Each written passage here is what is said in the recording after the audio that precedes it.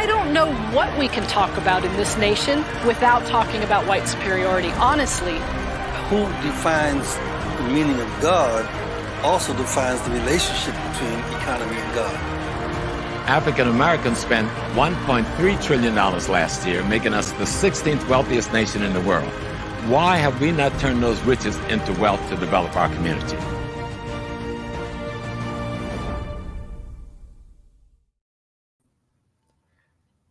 Peace, family. Welcome to another exciting edition of HAPI Talks. Tonight we have a very interesting show. Those people who are not maybe aware, there's a lot been going on in the nation state of Hayti with some of the images that we've been seeing from mainstream media. But we're here tonight to set the record straight. You know, we got to be really careful with the information that we're receiving from some of these news outlets, if you will, about what's happening in our beloved country. We understand that Haiti belongs to all Africans around the world, and we wanted to get a really, really kind of insightful discussion tonight involving the underlying issues behind the crisis in Haiti. And I say that because these issues go beyond the current situation, and it goes beyond maybe past, you know, obviously since the independence of, or even before the enslaved people were brought there. So we have an exciting discussion tonight with Professor James Small and Sister Zili Danto. We definitely, before we get into that, we want to kind of talk about a couple different things. One, we talked about this last week. HAPI, the film, is now on Amazon Prime for those who are interested. You know, tell the folks to go ahead if they've seen it already. Make sure you just go ahead and get a copy. Also, we have the HAPI Super Sale going on for all the merchandise, hapifilm.com. The newsletter was a big thing. We had a few people sign up since the last show, and it was almost like 3 or 4 months since we actually been on HAPI Talk. So we definitely want to, you know, come back in and tell people, you know, what's going on in the world of HAPI. So with that being said, the newsletter is always an important way to stay in touch, even if we're not online broadcasting shows. It's a good idea to be connected with us through the HAPI newsletter. And as always, you can always show your love and support by liking, sharing, and commenting on the video. Please, before we get started, take this opportunity to do so. Like, comment, and share. Also, with that, we can help us out with our 40,000 push on YouTube. We're about a few thousand short of that, and help us get to the 40K. If you have not done so already, please take this opportunity to subscribe to the channel. So we have 2 fantastic guests today to talk about the underlying issues behind the crisis in Haiti. One, obviously, is a resident scholar here in HAPI. That's Professor James Small. The sister, Professor, I'm gonna call her Professor Èzili Danto. She's a remarkable person, remarkable spirit. I just want to go ahead and just introduce her, read her bio. This is her first time on the show. We want to make sure that the family recognizes, and people may have already been familiar with her because she has a lot of great works out there, and she's been doing this remarkable work for a very, very long time. But for here in HAPI Talks, this is her first time, and we're pleased to have her on the show. Èzili Danto is a human rights and international law attorney, award-winning playwright, performance poet, and cultural activist. She was born in Port-au-Prince, Haiti, and raised in the United States. She's a Haiti scholar and runs the Èzili Network, the Free Haiti Movement, the Haitian Lawyers Leadership Network, ZiliD Designs, and ZiliD Clean Water, Renewable Power, and Skill Transfer Project for Haiti, which won the Global Energy Award. Wow. Èzili Danto is the author of 10 plays and 2 book series. She regularly conducts Haiti teach-ins and non-colonial narrative on Haiti, centering on Haiti's wealth and natural resources, revolutionary culture, voodoo, spirituality, expansion of this through the voodoo jazzery performance productions. Èzili was also featured as Haiti scholar and historian in the documentary 1804, The Hidden History of Haiti in 2018. Èzili was honored at the Connecticut Woman Hall of Fame of her lifetime of justice and cultural advocacy works. So without any further ado, we're going to introduce our guest. Actually, Professor Smalls is running a little late, but we hope to have him a little bit later on the show. We're going to introduce Professor Èzili Danto. Greetings, my sister. How are you? Honor and respect. Honor and respect to all your listeners. Yes. So, you know, I just want to kind of, well, we had such an amazing conversation the other day, and I felt so honored to really get that information from you. It was such a blessing to really be a part of that, and call the sister just to get some background information, because I got to tell you, I know some of the history and just kind of surface, but just to really get more background information, I was again pleased to have had that opportunity to speak with you. So in that discussion we talked about so many different things, and one of the things that we talked about was the real issues versus what they are trying to show us on the media. And I really wanted to kind of touch into that. But I do have my first question for you, I guess, would be, what's the difference between the nation of Haiti we hear about today and the nation created by Jean-Jacques Desalin? Yes. So Jean-Jacques Dessalines is Haiti's founding father. He created something called the Empire of Liberty. And in that space, he he wrote a constitution, and he laid down what we were, and it's different than a republic, a corporatized republic with a central bank and so on. He wanted the people to be the center. So for instance, in his constitution, he defined what a Black man is. He said that a Black man is a good son, a good husband.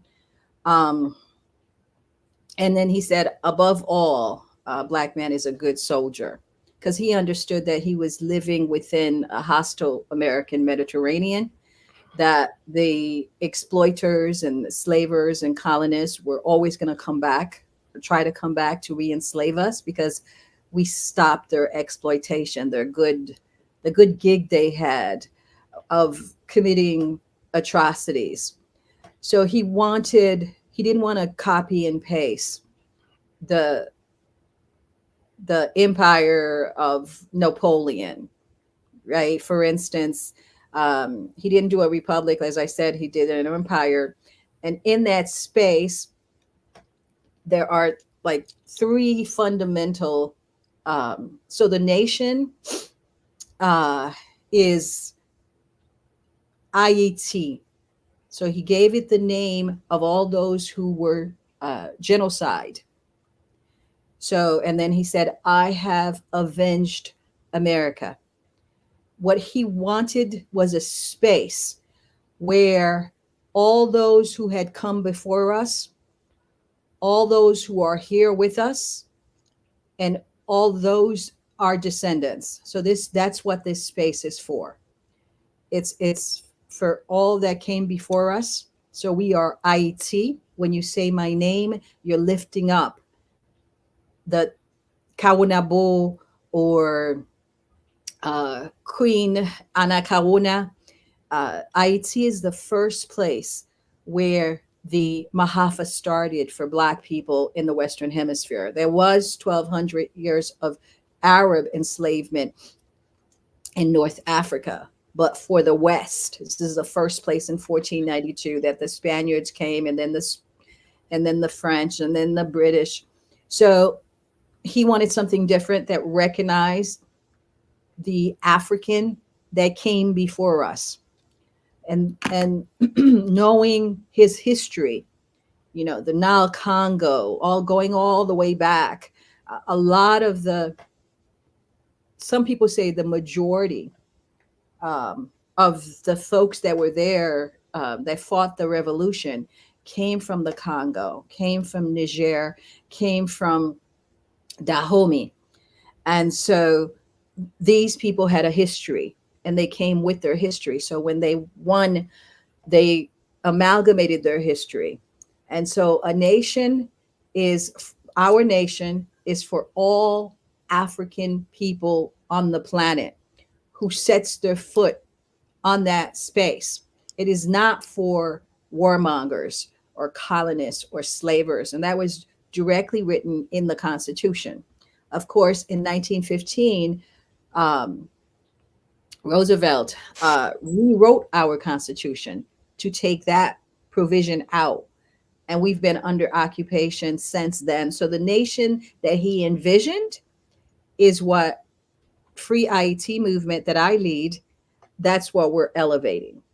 And that in that nation, you have men who are protectors, you have women who actually fought in the war. Dahomean woman taught Jean-Jacques Dessalines from the Dahomey elite, what the European call Amazons. Her name is Tantoya, and she helped raise them. So the people of the nation are the masses, and it even included white folks who fought with us. So the three principles of the nation that I always say is, not only to always remember that the European colonists genocide the Taino Haitian who were there. Always remember that, because we are living on that space. And there were Africans. Obviously, Africans are original to the planet, so there were Africans in Haiti too. But so we remember all those who were genocide. And then we remember those who fought in the revolution, those who are here now on the land now. There's 13 million Haitian in Haiti, and about 5 million overseas. And anyone who is fleeing tyranny may become part of this nation that Dessalines dreamed of, even if you were white. You couldn't be a citizen, but you could have sanctuary. And he proved that, because as soon as we won our independence in 1804, he put an advertisement in the papers in Philadelphia, in New York, and so on, essentially saying to all ship captains in Carolina and so on, bring your cargo here. I will pay you $40 a head. And as soon as these Africans set foot on Haiti, they are free. So that's the nation that he envisioned. And the women who influenced him, and our template at the Free Hayti movement, comes from a woman from the Congo who held the Vodun ceremony that began the Haitian Revolution. And this is what she said in King Congo. Kanga Mandele, Kanga Bafioti, Kanga Najoki. We have to stop, kill, marginalize, get out of our way. Mandele. And the Kingango language, that's Mandele is the white man, the colonist, the slaver, the stranger. It actually means stranger. And then his black collaborators is Bafioti, because he used black collaborators everywhere to be the slave catchers. He used his mulatto to be the slave catchers. And he did that in West Africa as well as in Haiti. So sex is a weapon of war from very far, for long ago. And then, so Kanga Najoki means we have to stop his levels of activity, his religion, his media, his education, economic system, way of every level of activity of the white man is used for domination. And for those who know Neely Fuller, think of those areas. So that came from Mumble Inan, who was with Bookman, and Bookman did the Bookman prayer. And she did this strategy that I tell you that we always say, and it's the same thing right now. The colonists in Haiti, it's Mandele, Bafioti, the black collaborators, and all of his means of talking about us, his media, his education, his religion, his economics, his military. So those are the things that Mambo Inan said that we had to be very, very concerned about, that we do not live in our nation in the manner that they live in these structures, these educational structures, these so that's what the nation is. And it has a structure, it has a people, and it has a principle, and it has an 1805 Constitution. 1805 Constitution. Wow. Family, please take this opportunity to like, comment, and share. We're just getting started on this powerful discussion. Send it to about 10 people that you know. Let's get the word out. Let them know Happy Talks is live with this awesome discussion, the underlying issues behind the crisis in Haiti. One of the things is as you were speaking, something that struck me was Desaline's presence and his philosophical outlook on just Black people universally. And I would like to ask you, do you think or see him as one of the first or earliest Pan-Africanists? Absolutely. Absolutely. Because, you know, as I said, you know, he put it in the newspaper, bring me all your cargo. I don't care where they come from. South Carolina, Congo, East Africa, you know, bring them to me. This is a Black land. This is a Black land. This is a Black land. Wow. You know, and that's why, you know, I wanted to just highlight that and make sure it's underscored perfectly that we get it, that this is something universally we're as Black people, we're universally connected to this topic. And we don't see this as something isolated, that this is something that we all need to take ownership of. So thank you for that. So, you know, I understand that with some of the issues going on, it's kind of separated between different parts of the country. And with that being said, what are some of the issues going on in the capital, Port-au-Prince, versus the rest of the country? Can you speak to that, please? Yes, absolutely. So since 2004, and that was our bicentennial, our 200th year anniversary, the European, I'd like to introduce some of you who may not know about him. His name is, he was the secretary of the greatest hero to ever live, Jean-Jacques Dessalines, right? Our founding father.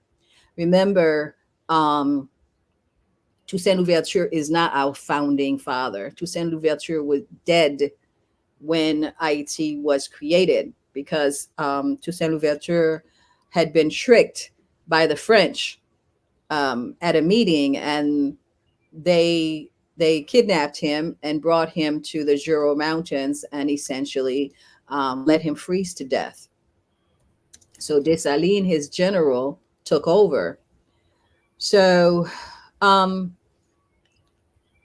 Toussaint Louverture stands for Black Rule French Colony. He was a French general, and he really thought that somehow they're going to treat him the way they treat their white generals. He was the supreme leader of the nation because the man was brilliant.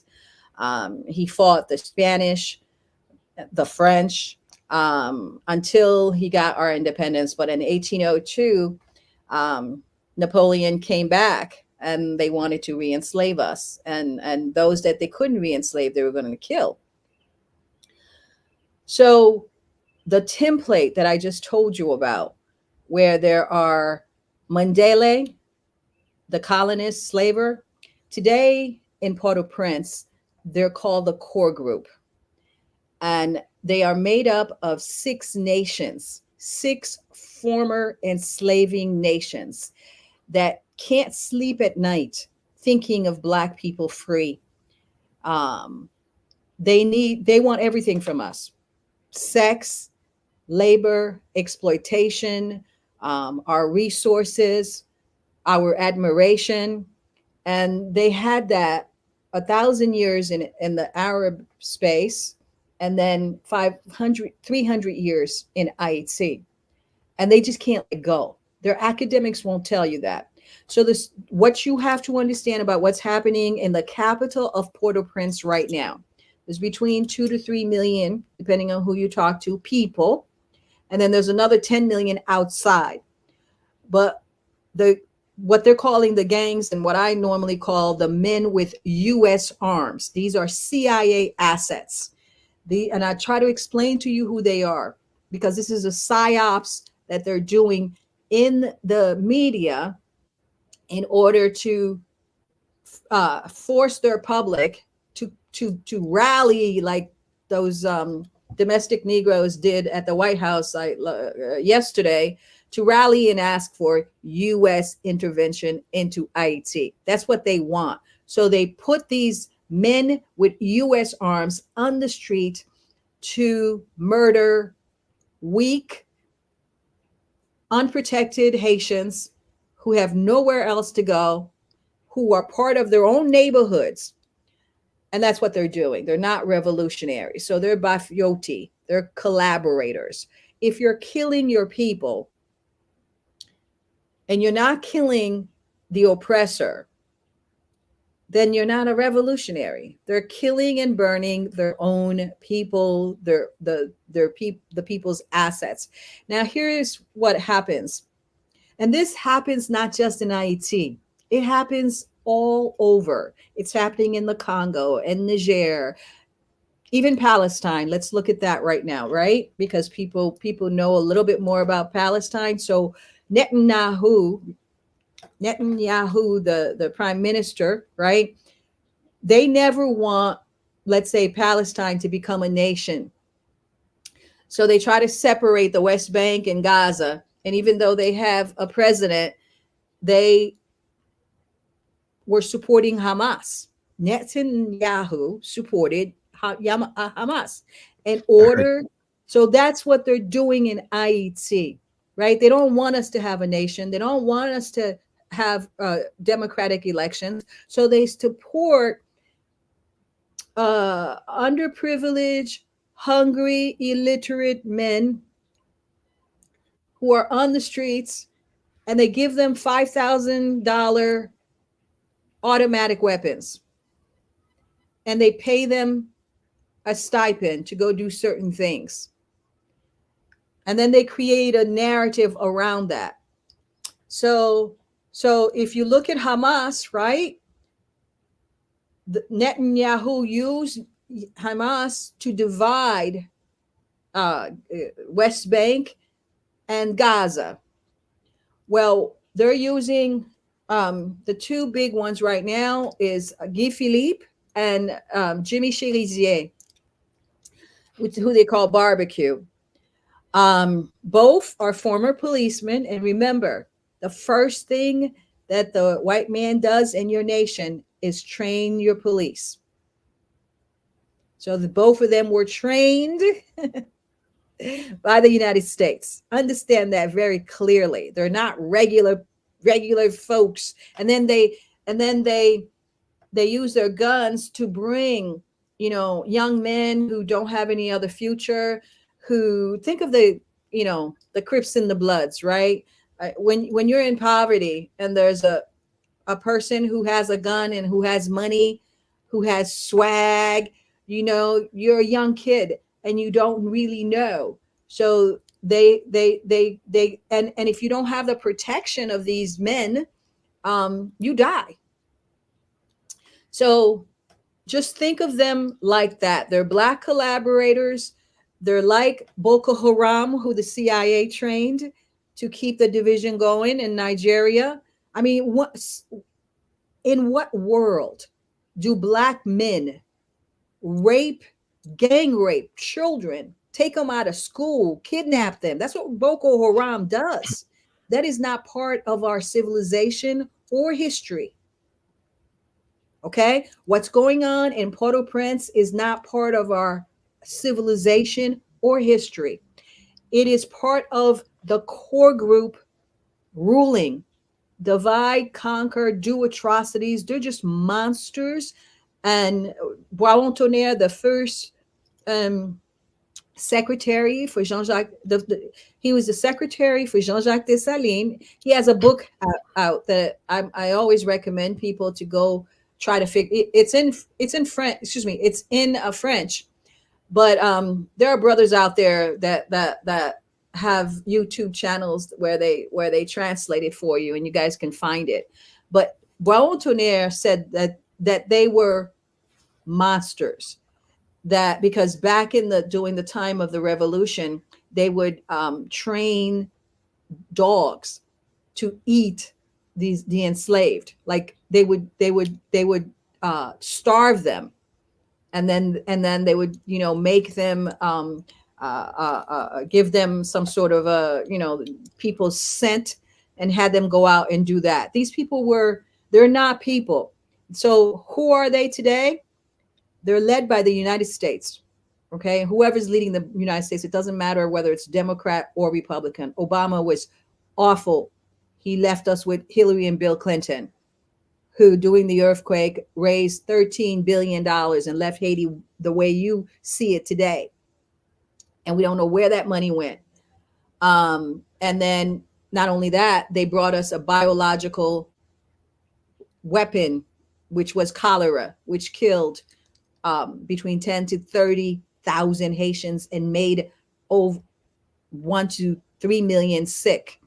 And we're still dealing with that.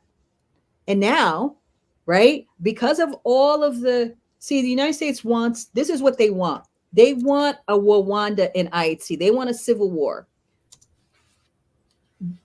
Why do they want a civil war?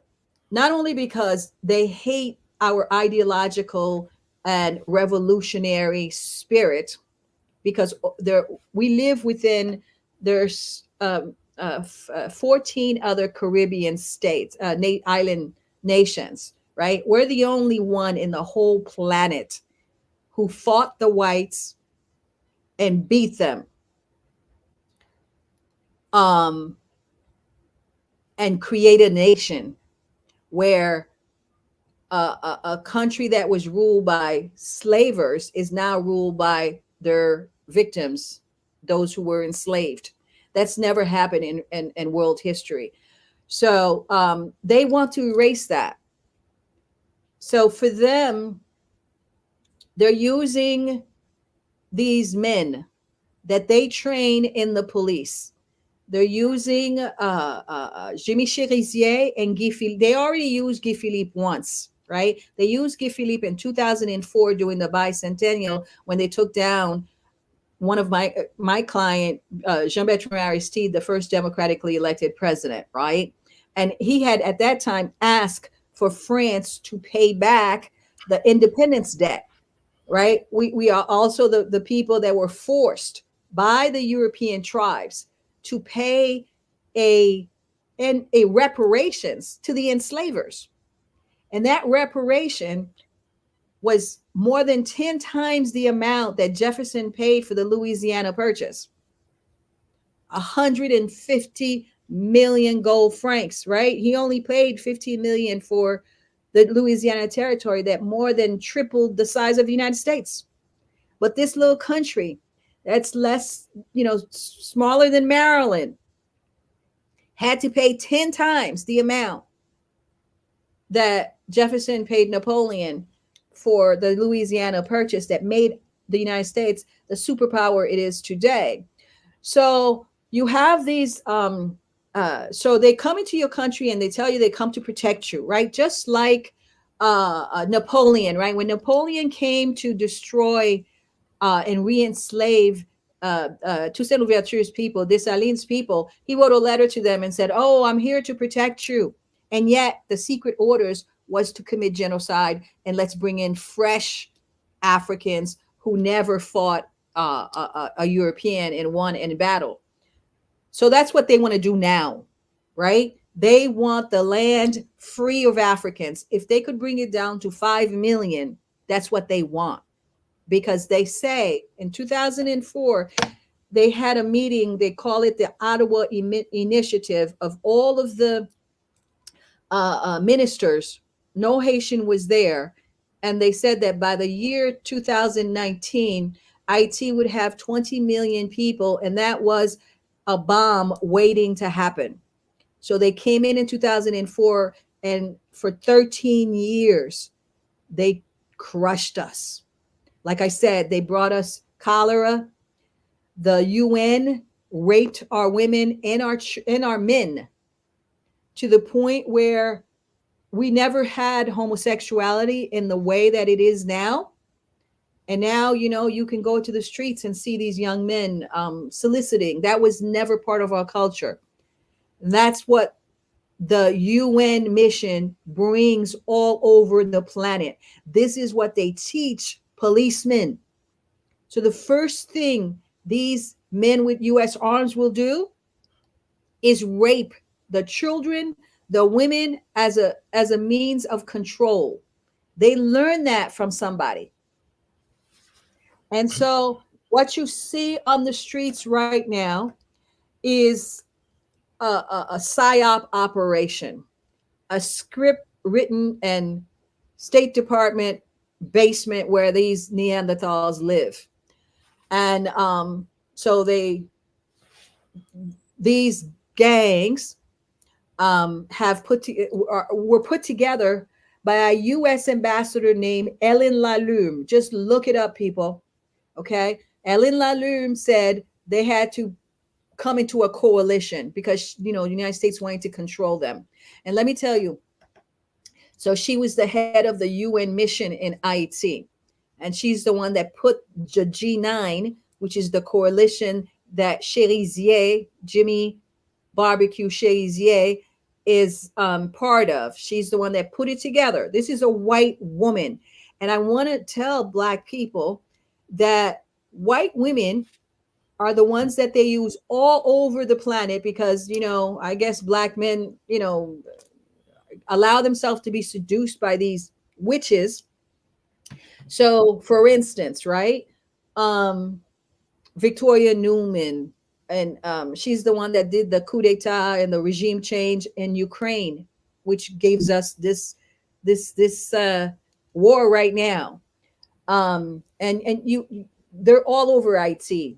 Ellen Lalume, Michel Sisson. These are career diplomats that Americans have no idea about. They go from the Congo to the Niger. They create the same gangs everywhere.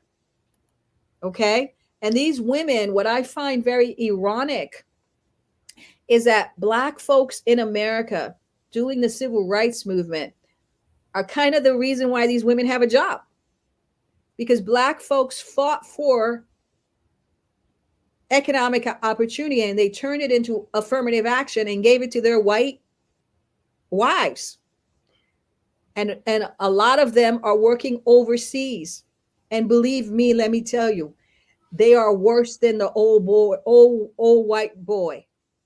These are steel underwear warmongers. And they're in IT. And they're creating these gangs. They help to create Boko Haram and all of that stuff. You understand? So always remember that whatever the United States is saying to you, like I have seen just like this week, maybe 4 interviews with Jimmy Cherizier and NBC, all these major news media. Listen, people, the U.S. media, okay, what is that thing called again? Mockingbird, right? Look it up, right? It's a bunch of propaganda that they create with their media, right? It's a psyop operation, right? Because they need their mercenaries to have an international cover to continue to take out the resources that they're taking out in the Gulf of Port-au-Prince. So the reason why these gangs are in Port-au-Prince, this is where all the white ambassadors or satellites of Napoleon, like Boisrond-Tonnerre said in his history book, right? It's called Memory for the History of Hayti, and it was written in 1804. People, find it, because the academic's not going to tell you a real story, and he tells you how evil these people are, how they came to bring genocide. Well, that's what they're come to do, and it's because of the work that I've done for the last 30 years that we stop them. But you won't see me on Like they won't call me a revolutionary. They'll find some guy who he has no clue, and they'll put a gun in his hand, and they'll do X, Y, and Z. They know how to manipulate. So that's what Jimmy Cherizier is. That's what Guy Philippe is. But the young people, this is what happens when you rape a woman. You affect at least 3 generations. It stays in her body. It's a trauma that affects the whole entire family, and they know that. So they urge like the Boko Haram folks to take these young children, these young girls, and mass rape them. That's 3 generations. That's what's happening in Nigeria. That's what they're trying to do in Haiti, except that we have something called Bois Calais.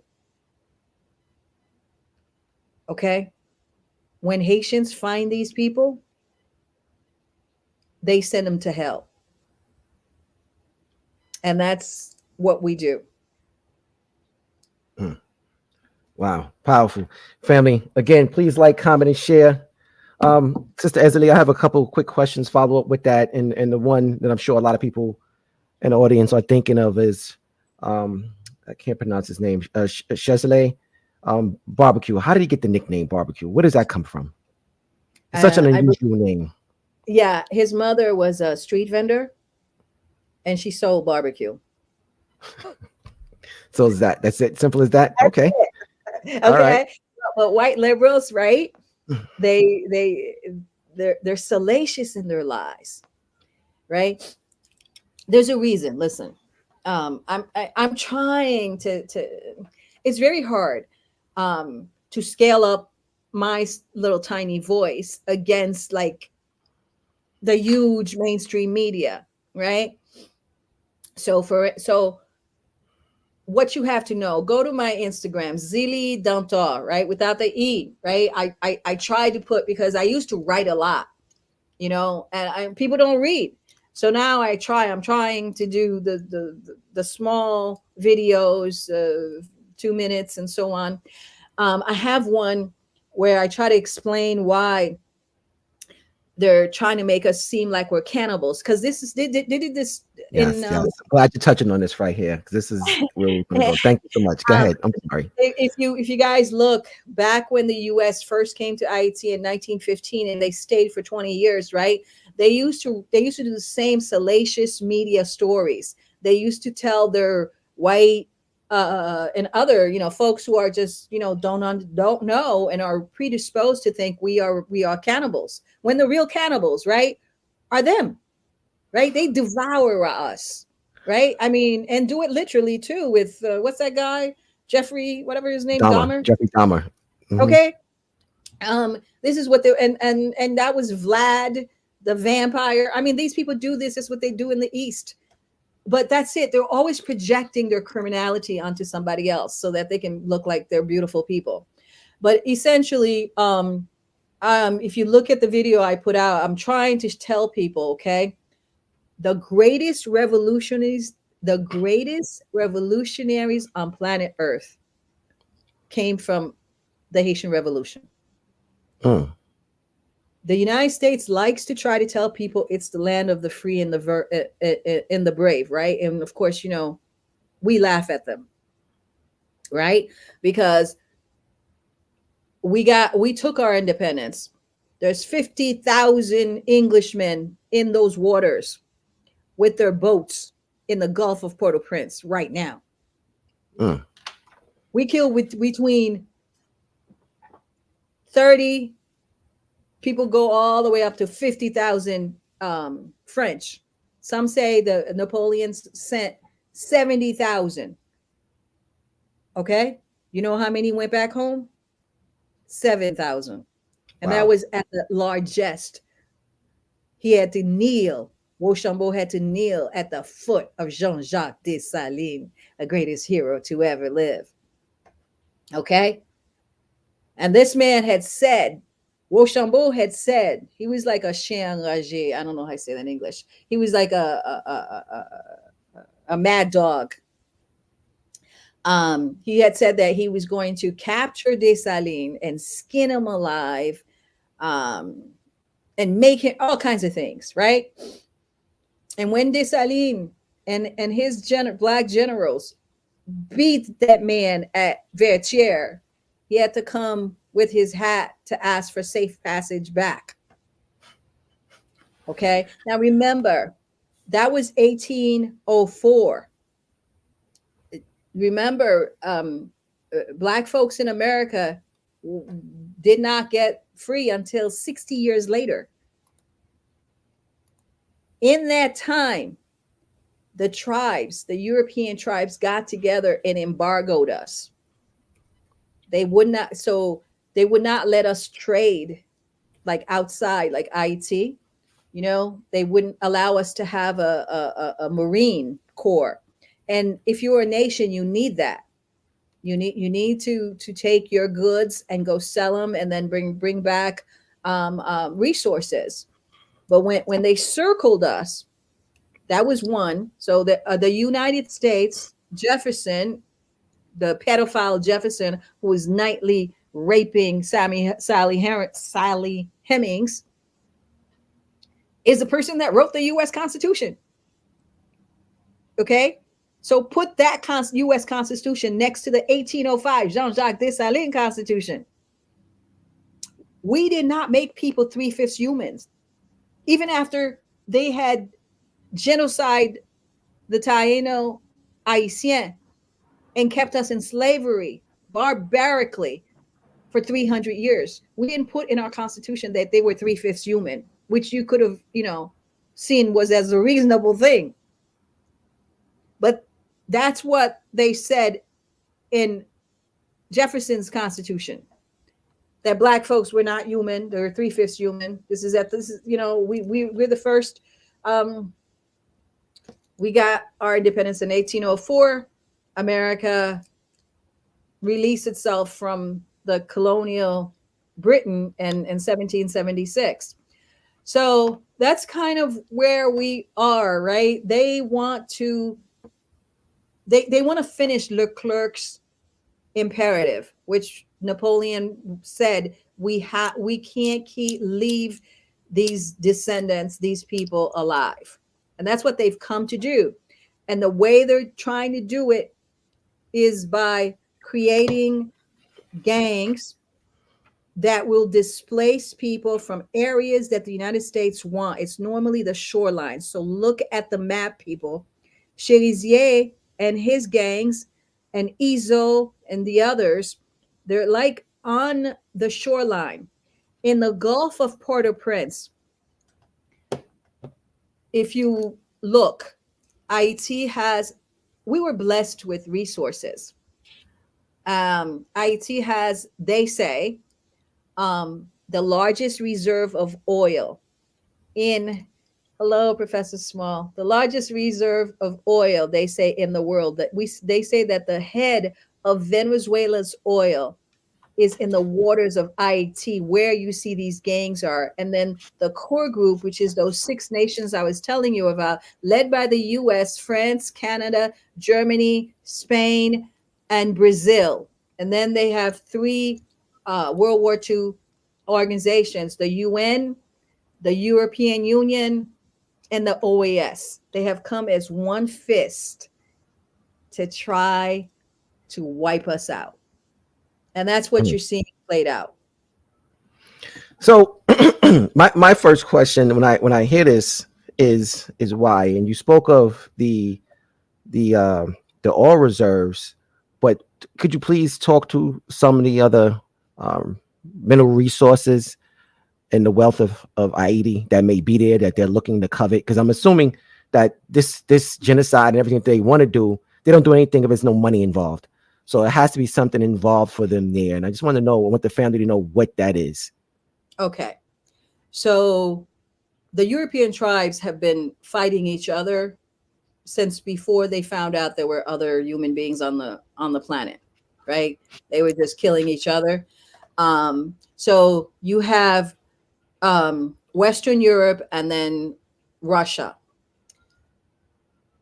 they fight for hegemony. The U.S. wants to be the only power, period, on the planet. So at one point in time, right, Russia was a big power, and it has a foothold right next to us. Like we're right in the middle between Cuba and Venezuela. And Hayti is a military base for the United States, where they have the largest U.S. embassy in the Western Hemisphere. So imagine they have a largest. Remember, you listen to me. They're not going to hear this from the mainstream media. The largest U.S. embassy in the Western Hemisphere, and sometimes they say three or second largest embassy in the world, but I always say it's the fourth largest embassy in the world. It's as big as the embassy that they have in China. Remember, China has 1 billion people. That's how important we are. So because of our strategic position in the Windward Passage, right? And you go through the Windward Passage, and when they do their wars, you can cut through the Panama Canal to get to the Pacific. That's a very important trade route. And all of the and that's a very strategic military route. But Russia is in Cuba and Venezuela, which is right, we're in the middle. The United States uses us to spy on these people. It feels like if it loses Haiti, it loses the West, it's whatever, geopolitics, hegemony, and so on. So that's why they put us in what they call the Biden program. Because another way of destroying us is to leave men like you see in Haiti like that are killing their own people, right? Like, this is my thing. And I want everyone listening to me to say this. The next time someone tell you that Jimmy Cherizier is a revolutionary, right? Because like I said, we have the greatest revolutionaries that ever lived. The United States wants to belittle that. They don't want to associate that with us, because they tell people they're the land of the free and the brave when they had a constitution still today that makes slavery legal in the 13th Amendment. Still today, right? Dessalines Constitution even let white people have land and become black. So they don't want that ideology and who we are to be going out there. But besides the head of Venezuela's oil, Venezuela has the largest oil reserves in the world, they say. But they said that the head of it is in Haiti's waters, around that space in Port-au-Prince where you see these men are and are being armed to kill the people, to get them away from that space. Because the United States now is having its Middle Eastern war, and it needs oil. Remember, under Trump, they were trying to say Guaido was the president, not Maduro. And then once Biden came in and the war started in Ukraine, they went hat in hand to Maduro for his oil. Imagine if they can tap into it in Haiti, right in the Gulf of Port-au-Prince, where Barbecue and Cherizier and those men don't even have a clue. So in addition to that, of course, we got Haiti is 1 billion years old. When everything was underwater, the landmass of Haiti and Cuba was above water. Underneath us, I want you guys to go look up the blue pyramids. The blue pyramids. Remember, our ancestors are cosmic. I'm glad Professor Small can talk to you about this. The blue pyramids are under Cuba, but we have them too. They want to go in there. They want that land. They want to change our history. During the 13 years that the UN was in Haiti, besides leaving us with cholera, and some say about 1 million children who were, because they raped our women, because they have to disconnect us from the revolution. So those young people you see following Jimmy Cherizier or having no future, a lot of them came from the rape of the UN. So their fathers are, as a lawyer, I brought a case against the UN asking for support for the children that were left because of the women that the UN raped. So imagine now they want to come back again after it took us all this time to get rid of them. And then you have those domestic Negroes who were just in the White House yesterday asking, because why? Because what they're seeing in the media about Port-au-Prince being run by gangs. No, it's just some neighborhoods in Port-au-Prince. And then you have the rest of Haiti who are trying to fight so that none of that stuff comes to them. So that's the story. So we have, because we're so old, and because, I mean, there's so much to tell you. I don't want to go through all of it. But the thing is, look up the blue pyramids. And then up in the north, there are pyramids underneath the waters of Haiti. And then you have iridium. 66 million years ago, when an asteroid fell, I don't know if it was a war going on, but that asteroid fell two places. South Africa, okay, which is really north, and Haiti. And whatever was there in terms of civilization was put underwater. When it came up, the iridium, which is the remain of that asteroid, is one of the most valuable minerals that there is. And people like Elon Musk and so on, they want it so that they can go try to colonize space because it provides its heat resistance, the most heat resistant metal, as far, you know, so, and it's Haitian geologist, Dr. Vixamar, says 1 ton of iridium is worth $45 billion. So they know how rich we are. Wow. Wow. Professor Small, sir, you look good. Thanks for being a part of the show tonight. I'm glad to have you. It's been some time since you've been on. You're actually on mute right now. I'm going to head and yeah. Oh, there you go. Got you off mute. So, you know, we were, the sister and I have been talking to the family here for some time about the underlying issues behind the crisis in Haiti. I just wanted to kind of start with you with the question where I left off with Sister Èzili about the why. Why is this happening now? What's going on in the world to prompt these this killing and this bloodshed that's happening in the country of Haiti in its current time? Mm-hmm. Well, I apologize for being late, but I had a family emergency. Had to take someone to the hospital. And so I wanted to get back because I know Èzili is a bundle of energy because she's got so much inside and she's trying to edit it as she brings it out because you can only do so much in a short time and space. But it's an honor to see one of the most brilliant revolutionaries, sisters or brother, out here today. She ain't no brother. She's all African woman, a queen, one of our princesses, one of our queens, one of our mothers, one of our sisters. And if you read any of her work, going back for decades, you're going to see she's been on point, you know, and she's done it unafraid. She scares me sometimes for her, you know, because you have to stand. If you're going to stand, you may as well stand strong. But she gave you about everything. The best I could do is give you an overview review. Mm-hmm. She did it from the English Creole perspective. I'm going to do it from the English Gullah perspective. Everything she said is to be understood. Right. Geopolitically, Haiti is the most strategic location in the Western Hemisphere. The biggest intelligence hub in the Western Hemisphere. The biggest intelligence hub for America outside of Langley, Virginia, is Haiti. And you've got to understand what that means. Haiti is used to control all of the Caribbean. Haiti is used to control Central and South America.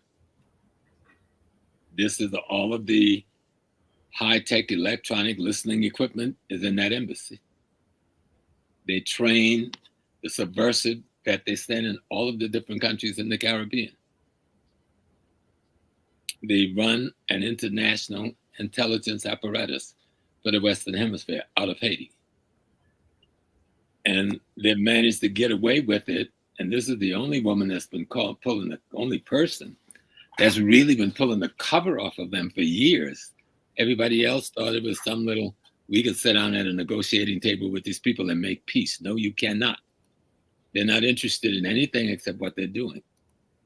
And she talked about the shipping. Most people don't understand. The Panama Canal is there, but most shipping does not go through the Panama Canal.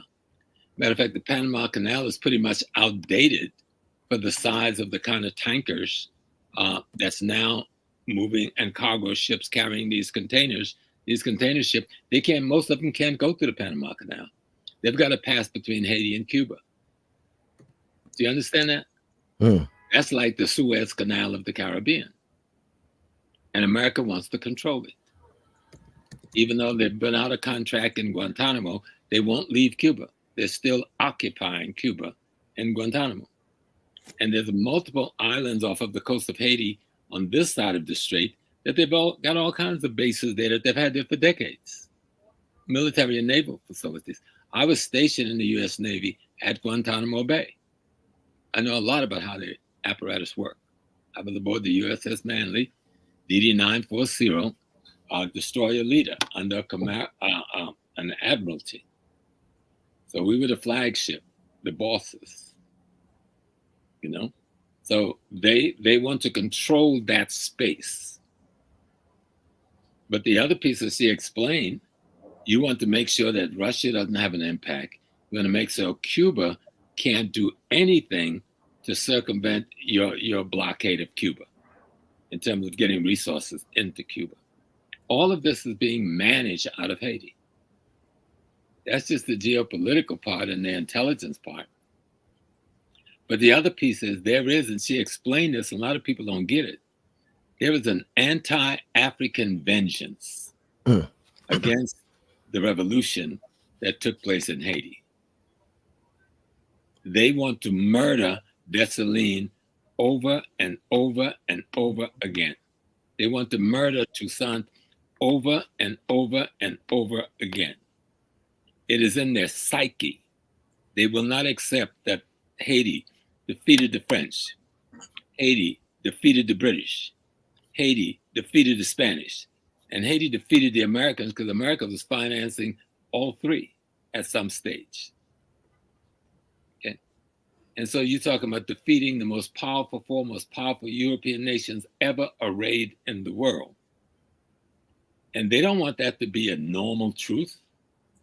They don't want that to be the status quo in terms of your understanding of Haiti.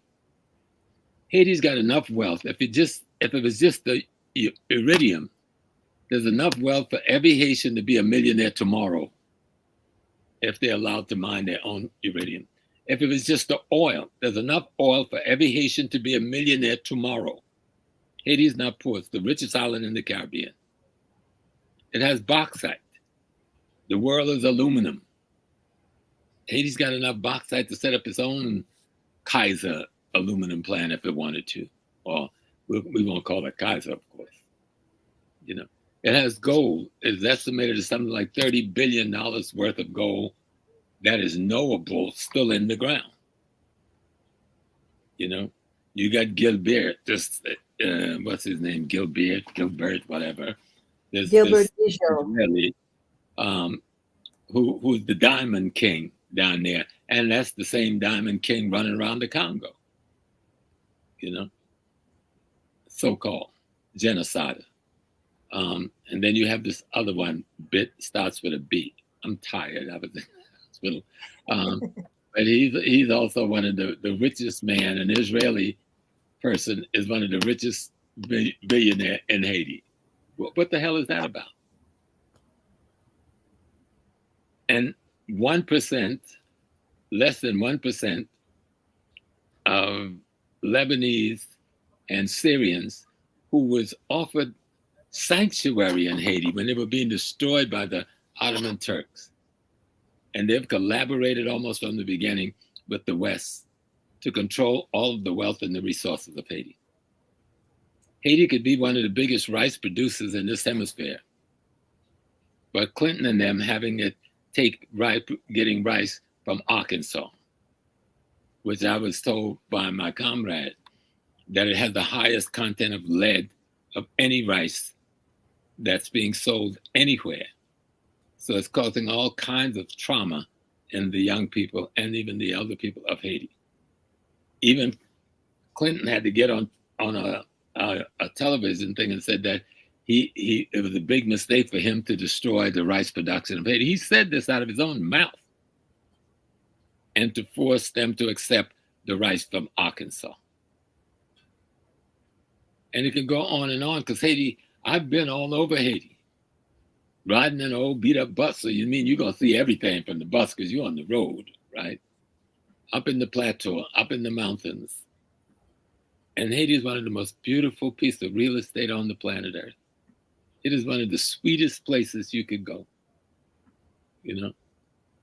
But the geopolitical piece that she described so well to you, and I just elaborated on, the wealth that Haiti has, the copper, the bauxite, the gold, the iridium, there's a number of others. Any one of those things being owned by the people of Haiti would eradicate anything you could call poverty economically on the grounds in Haiti. So this is not a question about Haiti got the wealth. They keep coming up with this concept, Haiti can't manage itself. It managed kicking Spain's behind, France behind, America's behind, and Britain's behind very well. But part of this is psycho-spiritual European genocidal revenge. We can't play that down. If you play that down, you don't really understand European people, you know. And the rest is really having a hub that they can geopolitically and in terms of their intelligence apparatus control the rest of the Caribbean, Central, South America. And Haiti is the place that chose to do that. That's why they have the biggest embassy in the Western Hemisphere. But not to forget, the DEA and others been running all over Haiti pretending they're fighting drugs, yet Haiti is one of the biggest drug corridors coming into North America and is well guarded by America. You got the DEA all over the place. What are they doing? Guarding the drug dealers? And we don't talk about that. And we see the anti-African, anti-Haitian behavior when Haitian immigrants try to come to America. They're arrested immediately, put in boats, and taken back home. Other immigrants come. There's a law that won't allow them to be arrested at the southern border, and they've got to be allowed to file for what's this word they're using? Amnesty or whatever they're using. We don't get a chance to file for shit. We don't get to cross the border unarrested. We got to get on the boat and be sent back and die in the sea trying to get here. And we're, what, little more than 90 miles away. So, but let's make sure we put it so people really get it. The natural resources we've told you about is real.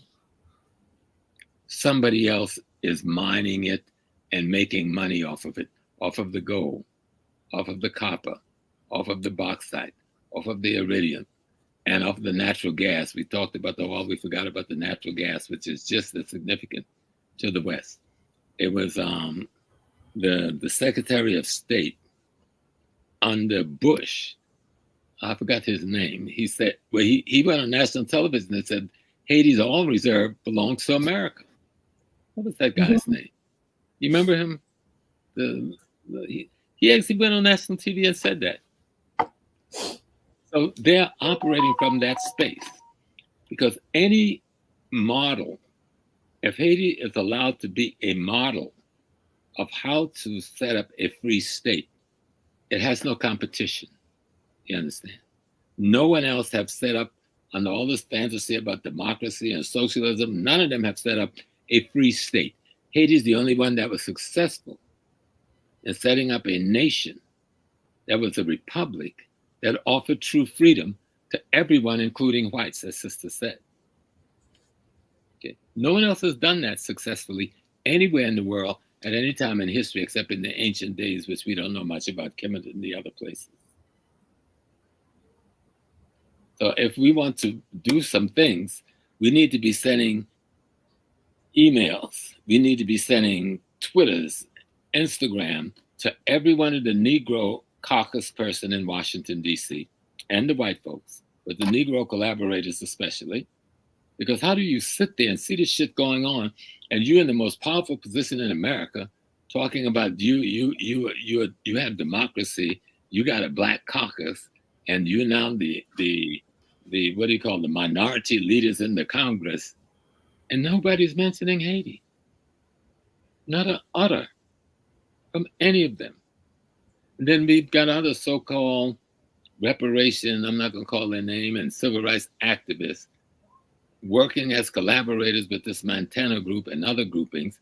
And I saw a picture of some of them sitting around the table with the National Secretary of State of America the other day, making decisions on Haiti and saying, oh, there's some Haitians sitting here. Where did you find them? And then my critique on the American population, both the Black American population and the Haitian population, get off your asses. There's nearly 1 million Haitians in this country. We will stand with you in the streets. Let's get to the streets. I was in such a situation, I couldn't do it, but 3 of those so-called presidents was downtown New York the other day, and we didn't have one Haitian flag there. I'm going to take the hit on that too, because if nobody else went there, I should have went there with something. The Palestinians was all over the place. And where were we? And we're going to vote for these people in November? For what? We need to let them know your winning in November is tied to what happens in Haiti. You don't do the right thing in Haiti, you will not win in November. We've got enough time to stop your planned victory. I don't care for Trump, but I would prefer Trump just to put you in check. Because what they're doing is worse than anything we could have imagined Trump would do. Imagine the worst that Trump would do. Biden and them is doing that right now to Haiti. Lying. CNN is lying through all of its C's and its N. Lying. Giving false propaganda to the world. MSNBC, lying. CBS, lying. ABC, lying and giving false propaganda. Just like they said, the people from Hamas raped women and killed babies, and even the Israeli press said that never happened. International press and human rights said that never happened. But they got it enough out here to make people confused. So now they're going to tell us about some gangs. And I was watching, a friend of mine was just down in Petionville last week and sent me some pictures. He looked like he was in friggin' Times Square. All right? And so they sent us all of this confused situation on Main Street, Port-au-Prince, and tell us that's Haiti. Somebody else did a drone thing down in Cape Haitian. People weren't doing none of this stuff, you know? And there's a lot, if you could do more, and that's what people need to start doing, is check out for yourself. They're lying to you. They're misleading you. They're creating a rationale to justify the invasion force that's sitting in islands already off of the coast of Haiti in case they can't get the ones on the ground to do what they want. In case they bring in these fools from Kenya, they're going to fall because even the gang's going to beat their behinds because they can't even stand up to these kids in the street. Okay? But they're prepared with the U.S. military, special forces, and Marines. They've got a bunch of them already in the embassy. They've got them in a number of ships off the coast waiting to see what they are going to do. And we're sitting here with them telling us Haiti is unable to govern itself. Get the hell out of Haiti and let us govern ourselves. And let's see if we're willing to govern ourselves. You get out. Leave us alone. All right? Give us the opportunity. We elect Aristide. You overthrew the man twice. Whatever my criticism of, he was our president. You had no right. That was a criminal, international criminal operation. And I don't want to leave Germany and Israel out of the core group, you know? And people are talking about a core group and not explaining who the hell they are. I heard some people on the news thing, but they haven't told nobody, what is this core group you just mentioned? Who are these people? It's their corporations that's down there robbing the country blind. And American intelligence And we think of intelligence. When somebody said they have an intelligence agency, you think about some James Bond stuff. No, that's not how that thing works. These people gather data on economics. They gather data on sociology. They gather data on education. They gather data on raw materials. They gather data on the agriculture possibility and capabilities. Intelligence simply means you have the information to allow you to plot and take advantage of another population who don't have that same information on themselves or you. It's about data gathering. And then somebody analyzing all of this data so that they can carry forth their program while convincing the world of good people in the world who really love Haiti. White people, black people want to see the best for Haiti. They're lying to these people, convincing these people that something is going on in Haiti that is not going on there at all, so that they can justify and rationalize continued domination, destruction, and death of the Haitian people and control of the Haitian real estate and the Haitian polity. Thank you, Professor Smalls. And we have to tell our elected officials, like this mayor of New York, how backwards can you be? Al Sharpton, we know who you are, but you're walking around naked now. And Ron Daniels, you know, I'm gonna have to raise it in the national community.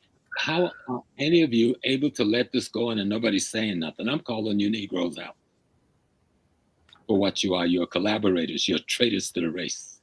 And you know it. It'd be one thing if you were ignorant and you were trying to be helpful and you didn't know what the situation was. But each one of you know what it is. Each one of you know this is about a coup d'etat of the Haitian people's right to self-government and self-determination. Wow. Thank you, Professor Smalls. Sister Èzili, the other day we had a conversation. We spoke. Professor Smalls just kind of opened the door for this. The food sovereignty piece, the piece with the rice, and understanding how the people are being controlled by way of food in Haiti. Could you please elaborate on that? Sure, yes. And thank you so much, Professor Small, for being here and telling everyone what's going on in Haiti. I appreciate you so much. Obviously, if they make you hungry, which is a traditional European war method, right? They did it to their serfs. The first thing they do when they go to war, if you see some of these Viking movies, is to burn up all the fields. So that's what they do in Haiti, right? Haiti, 30 years ago, a little more than 30 years ago, back in the 80s and 70s, those years, we fed ourselves. We had food sovereignty. And the United States came in around the 1980s and decided that subsidized U.S. rice needed a market. And, you know, Haitian, they eat a lot of rice. They impoverished us first by killing all of our livestock. Remember, Port-au-Prince is the place they always telling you about, but 70% of Haitians are farmers. They live outside in their lacous, combit, jardin, their homesteads where they make their own food, and then the La Tibonite area is where they have the food. So specifically, Bill Clinton made as a condition to bringing Aristide back. They have an economic system. Remember, I was telling you that Maboinan told us we had to get rid of their Najoki, their all levels of activity is meant to be about domination and profit for them. So they used their subsidized goods and dumped rice, Arkansas rice, Bill Clinton rice, into Haiti. But before that, when they brought Aristide back in 1994, they made him sign that he was going to lower the tariff on local goods. right? That's what they call neoliberalism, and that's what Haytian called the death plan. So when they lowered, like I think it was like if you were going to import um, foreign rice into Haiti, in order to protect our local rice, you had to pay a 35% tax or tariff. They lowered that from 35 to 3, Mm. and then started dumping rice that's subsidized, right? So that means that it's cheap. It was cheaper than the local grown rice, and destroyed. Bill Clinton destroyed our food sovereignty. And today, Haitians, and then what he did was, and this is genocide, right? The men you see in Port-au-Prince are living in these slums. In the 80s, the United States created these slums in Haiti first, before they did it anywhere else in the Caribbean.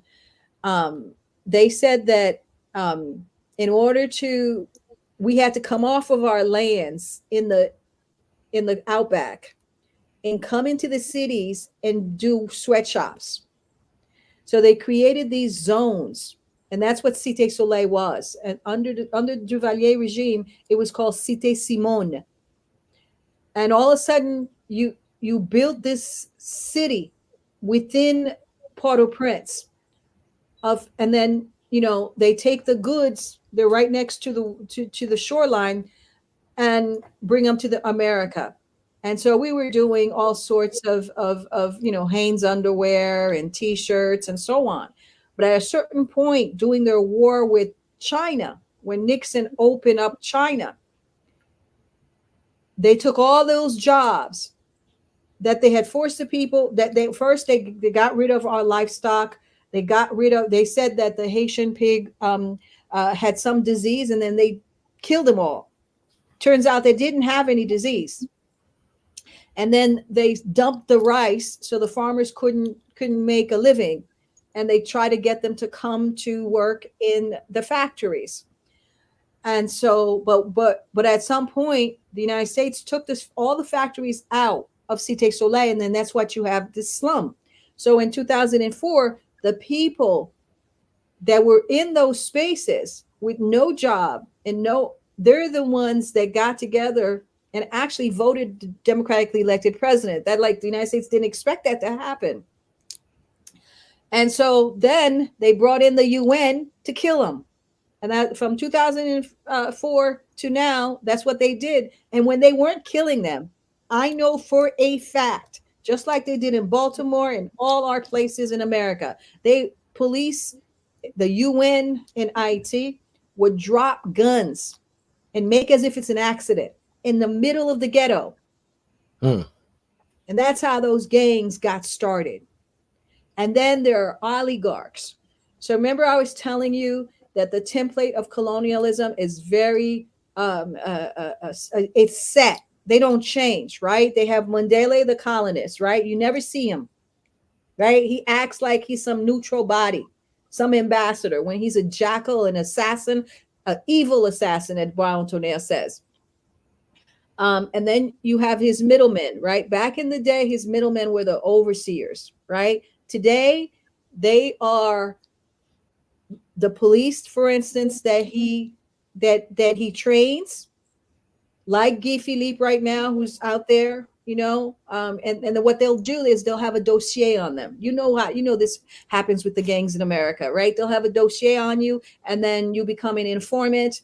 So all these people are DEA informants. DEA, of course, is the biggest drug dealer in Haiti. This is how they make their money from Colombia, their clientele states, so that they can go fight their wars in the Middle East. But essentially, when the tariffs were no longer protecting the local economy, the U.S. was dumping rice into Haiti. The people now no longer had jobs, so they brought and they did not want the government. Neoliberalism means that they privatize public assets to the wealthy. So after Duvalier, all of the state-run entities were privatized to the local elites who are Syrian, Lebanese, Israelis. Gilbert Bijou is the biggest, most wealthiest billionaire. He's from Aleppo, Syria, right? And I think when I was talking to you, I was trying to give you some history about these people. They're all over the Caribbean, these buffer races. They were Christians in the Ottoman Empire, right? So they were always a Western used people. But what you have to remember during the time of Sykes-Picot, right? Doing when the British and the French got together to destroy the Ottoman Empire, right? They divided the spoils, and France came back in the guise of these Arabs, right? Because if you're in the Ottoman Empire and you're Christian, you're Catholic. France is Catholic. The Syrians in Haiti are Catholics. They gave them a space. They came as immigrants, as peddlers, and then the United States, like they do to immigrants in Black communities, like they do for the Koreans and the Hispanics, they give them loans. They give them access more to financing, more than they do to the local Black people in America. That's what they do in Haiti. So after a while, especially during the occupation in 1915 to 1934, this was the first step for France to come back to Haiti. They came back through their proxies, the Syrian Lebanese. Okay, because at that time, remember, Syria was a French colony. That, right? So was Lebanon. Exactly. Okay, but people don't seem to see the connections, right? And then the U.S., right, working with France, would finance these Syrian Lebanese families in Haiti, in Jamaica, in Dominican Republic, in all the Caribbean islands. Just look, right? The president right now of Dominican Republic is a Lebanese. The president, all of them, they brought this. This is what they do in America. Okay, so it's not. I always say to the ADOS and FBA people, I can actually argue your concern, because we've lived it. We know what it is and how the colonist works, and only by looking outwards together can we because we have to get rid of, for instance, so Sykes-Picot was a way for the Arabs to be unleashed as weapons in the post-colonial spaces, right? So that you didn't see the colonists, the regular white colonists. You saw these buffer races, and our intellectuals weren't talking about it. Okay, that not that I know of, anyways, right? So that's how the whole rice thing happens, right? And recently, as I was telling you when we were talking about it, they have studied Black men in particular. They've studied Black men in Black biology in the army and in the prisons. They've kept us in a captured space in those two places, especially in America. One of the things they know that affect Black minds, especially young Black minds, is lead. If you Google U.S. rice to Haiti, has a deadly level of lead. So they're feeding that to those people you see that now they're telling you are gangs. And they've been feeding it to us, knowing what it does to young Black men. And I don't know what it does, if it's just young Black, but I know they're diabolical. I know they studied us. They've studied us. So they have cadmium, something called cadmium in there, so lead, and I forgot, but just look it up, right? There's a study right now. So first they destroy your food sovereignty, force you into these slums, give you these sweatshop jobs, and then when they take the sweatshop out, these people have nowhere to go. Okay. And then they bring in, because they vote for President Aristide, they bring in the UN to crush and kill them. And then they leave guns in their hands. And then they bring drugs. Drugs is another weapon of the United States, to have a dossier on every Black man.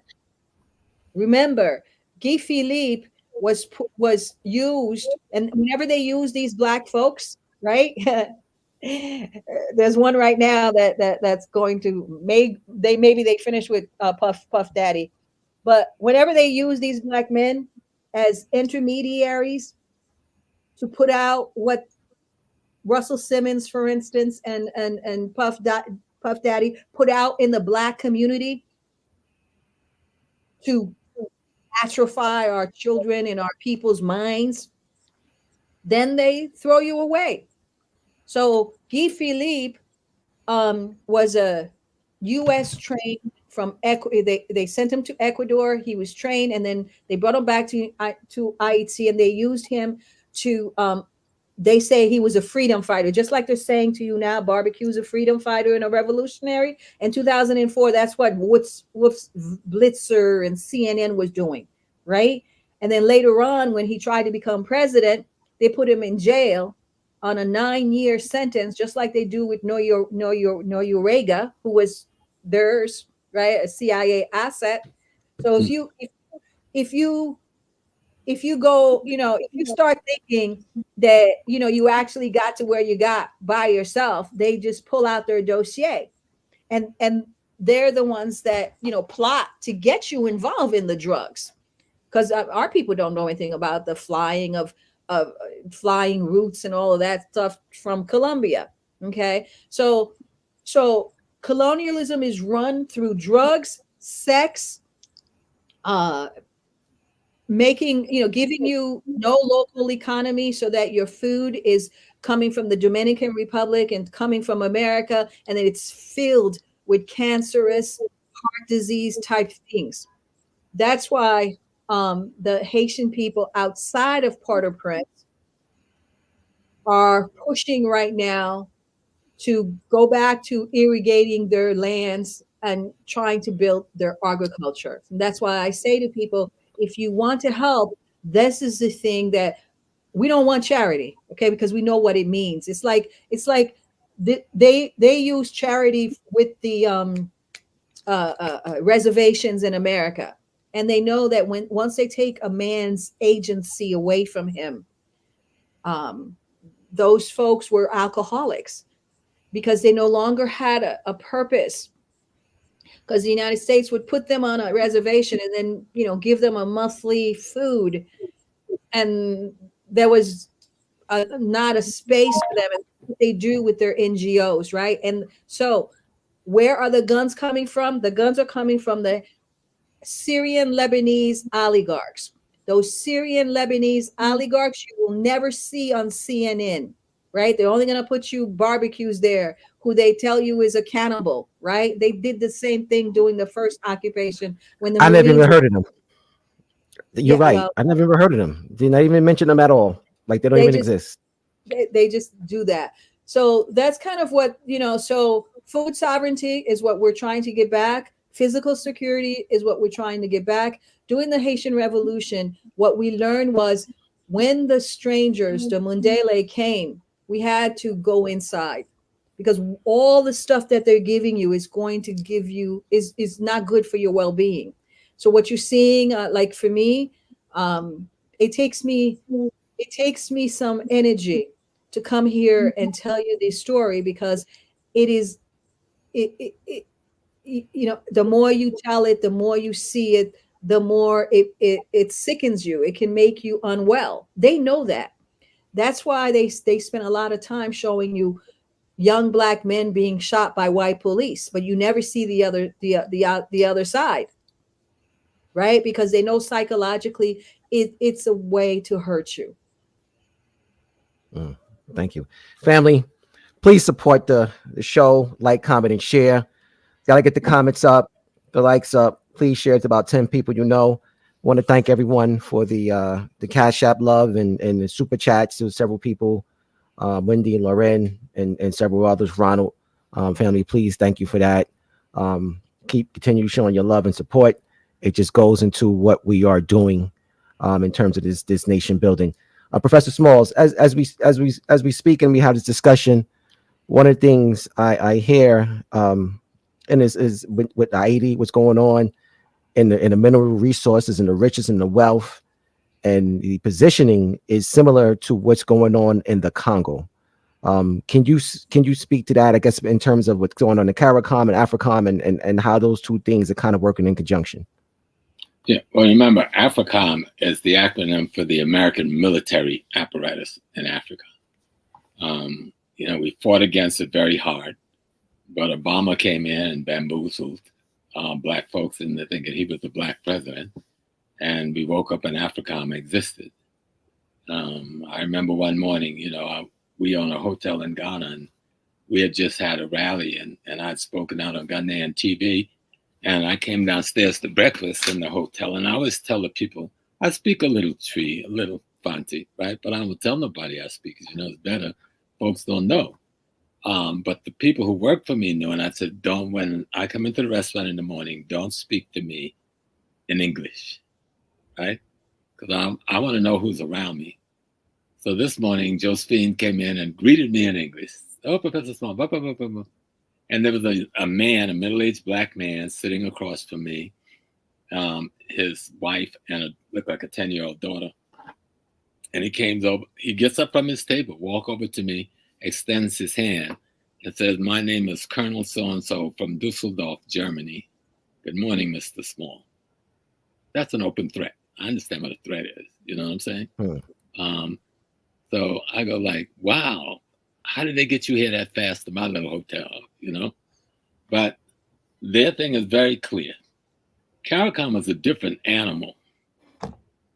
These are a bunch of colonial puppets masquerading as independent leaders of democratic states that have never truly severed themselves from the Brits and the French. How dare they think that they could come and collaborate with the people who did all the things Sister just told you, and that ain't even the thimbleful of the crimes they've committed against Haiti, right? The leaders of CARICOM know about all of this. And some of them are supposed to be revolutionary leaders. I'm not going to call their name. The ambassadors, the Cubans, and they in the reparation movements and all that. They all know who they are because I know them. I've worked with many of them. And you would come and sit at a table and cover for America because Biden and them don't want you to see their hands. So they got a bunch of Black hands from the Caribbean, America, and Africa to come and do their dirty work, all right? After they've murdered the president of Haiti because he tried to get out from under their foot and went to seek some help from Russia, Venezuela, and Turkey. And within 2 weeks after returning home, he's assassinated. Okay? And so now they know they want to keep the status quo. But because of this election, they're afraid to put their hands out there to be seen in the open. So they're now legitimizing the CARICOM that can't even do the basics for the islands of the Caribbean they're supposed to be working for. And you've got a police force coming from Kenya, who has one of the highest crime rates in Africa. And you're going to send your police to murder your brothers and sisters in Haiti. But what did they get, 600 million? What was the payoff there? He asked for 600 million. The United States is giving him 100 million, and they're trying to get more. Mm-hmm. Who's he, the president of Kenya? Yeah. Yes, William Ruto. All these collaborators and traitors out, because that's what they are. They're William participating in the genocide of our people and trying to use media and public relations gimmicks to make me think there's something else going on. Someone put in the comments to please force from Jamaica as well. Well, Jamaica is a part of the CARICOM criminals, so they're all there together.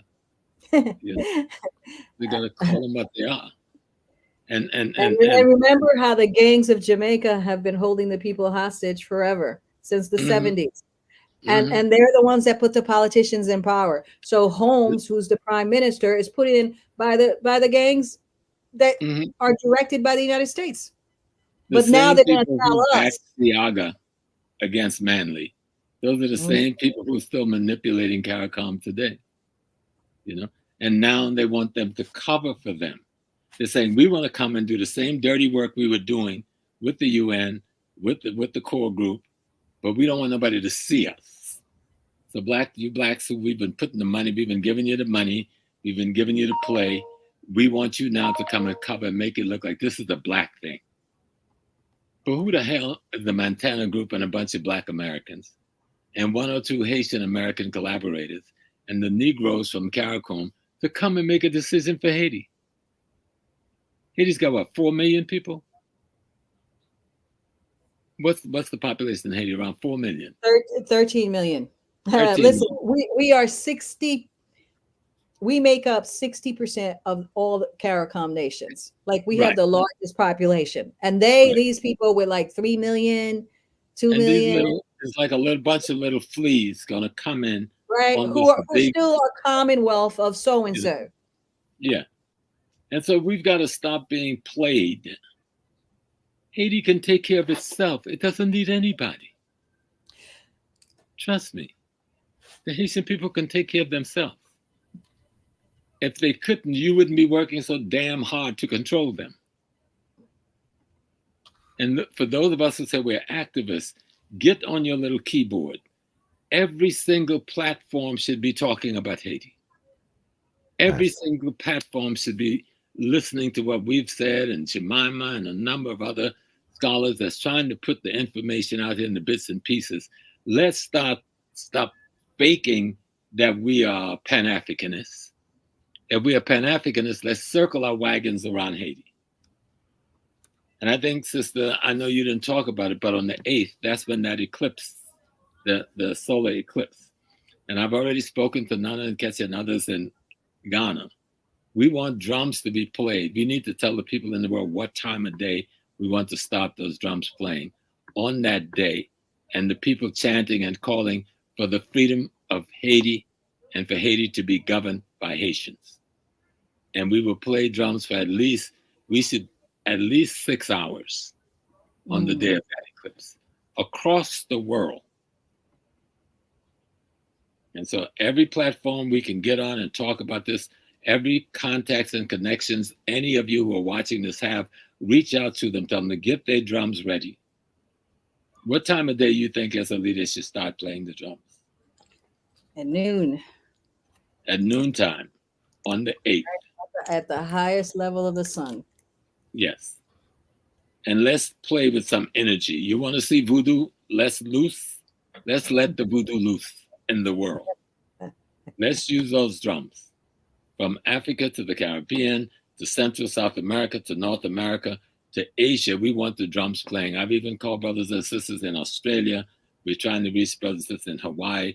We want everybody playing the drums. The only thing I couldn't tell those I reached out to in the last few days was the time. Now we know the time. We're going to make it noon Eastern Standard Time, and whatever that reflects in the other time zones. And in the playing the drums, we're calling for the freedom of Haiti to be governed by Haitian people under their own notion of self-determination. That's what we should put into the ether. And that's what the drum vibrations should carry. That's right. That's right. Powerful, powerful, powerful. Wow, family, listen, as Professor Small said, let's get the word out. Please like, comment, and share. That's the most important thing while we're here. We're definitely having a powerful discussion. And to my panel here, I want to kind of bring it back full circle.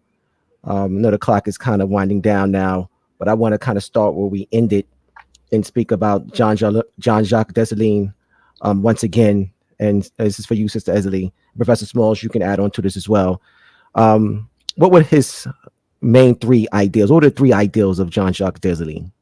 Why is that important today? Oh, okay. So Black ruled independent nation. Remember I said that all of the nations that you see in CARICOM who are now trying to give us lessons in universal freedom, they have the Toussaint Louverture template, which is their colony of the metropole, right? It's like a Black rule colony. That was Toussaint. That's he died, so we don't know if he would have changed, but that's what Toussaint stands for. Dessalines stands for Black Ruled Independent Nation. Okay, and then Dessalines says that all Haitians are Black. This is a Black land. Going back to the ancient definition of warriorship, honor and dignity and warriorship, right? Remember I said that he said that a Black man is a good husband, a good son, a good father, and above all, a good soldier, right? Because he understands where we are in this carnal world and how important that is. His other is the name. Remember, when he beat Rochambeau on November 29th, he went to the edge and over at Fort Liberté, and he says, I have avenged America. And he meant all who had been genocide by the colonists, including the Taino the Haitian Tainos and the Haitian Africans in the 300 years that we had been on that island, and they had killed us, and he meant everyone, including all of the folks in the Americas and this hemisphere. And that's what the nation is. The nation is for all those who come from us. Depuis les Marassa, les morts is l'émissaire. Since the beginning of time, since the time of the out-breath and the in-breath, since the first word became life, and then all that is here and all that is coming. And we are supposed to live not just for ourselves, but like Professor Small lives, right, for the collective, and leaving behind footprints of dignity, of who and what we are. That's why we know the men in Boko Haram, the men in ISIS, the men in they need healing. They're not, and some of them will not be healed. We have to understand that too, that 95% of the people are not ever going to be able to get out of their cognitive dissonance. They're going to believe whatever they hear. I want to say to folks that I have a case against bringing in another occupation in Hayti. It's on my website at ezilidanto.com. Please, we have a press release. I'd appreciate it if those of you who appreciate anything I've been saying and want to assist us to send out our press release, let folks know that we indigenous Haitians do not want another occupation, that our solution is that the guns, we don't manufacture those guns. Those men in the streets of Port-au-Prince who keep killing the poor, I say they can't, they have not killed the Syrian Lebanese. I have not seen one white body on the streets. I've only seen Black bodies on the streets, so they can't be revolutionaries. Okay, so the day I see Bijou, his family, the Syrian Lebanese, they own 98% of the wealth, right? They own the ports. They privatize the ports. They're ones that bring in the guns. So we say the United States and all of these domestic Negroes going to Biden to talk about bringing another mercenary force to kill us, to leave us with children that then become gang members because they don't have any father support, because their father is from Chile, from Brazil, from Sri Lanka, and all those UN places, right? Just look at those guys who are, yesterday there was a guy named Lamar Sanjour. He just kidnapped some YouTuber who went to Haiti to talk to, the gangs and get some clicks. All right. So they're making a mockery out of us, right? Because like I said, they're only doing it so they can say that Dessalines wasn't a revolutionary, that Toussaint and all those people weren't revolutionaries. So that's where we are. Go to my website, look at the case, and I want to show you something, okay? I want to show you how diabolical they are. So the United States says that they want to bring in 1,000 policemen from Kenya. Remember, Ruto is like Kagame. He's used to there's a war between Somalia and Kenya. The United States has promised him some military force. And remember, all those wars are in the shorelines. Always look at the shorelines if you want to see U.S. strategic interests, right? They will create a whole new nation called Djibouti because they want to keep you inland and control you in the shorelines. They can't do that with Haiti. So they have to have these men who know nothing about geopolitics kill the people that are in those areas to get rid of them in those areas so that they can control them to do what they want to do. We say if the United States or anyone want to help us stop the killing of the men with U.S. arms, all they have to do, those arms are coming from the United States. U.S. Custom has to keep a better control. And then when it gets to the ports are owned by Bijou and Merv. We know who they are. As a matter of fact, Gilbert Bijou, just write his name down. He's been sanctioned for financing gangs. You have Michel Martelly. He's been sanctioned also for financing gang. These people live in the United States. And as a lawyer, I mean, you don't even need to have a law degree to understand that the person who actually finances the murder and authors the murder is more guilty than the person who pulls the trigger. They're only showing you the ones that pull the trigger. On my free IT movement page, just go the free, it's not hate, but I'll say it's for those who may not understand. The Free Haiti movement, go to Facebook. I have an album of all the pictures of the Syrian Lebanese who have been sanctioned by Canada in the UN and others, and like the Dominican Republic, because they're financing Jimmy Cherizier.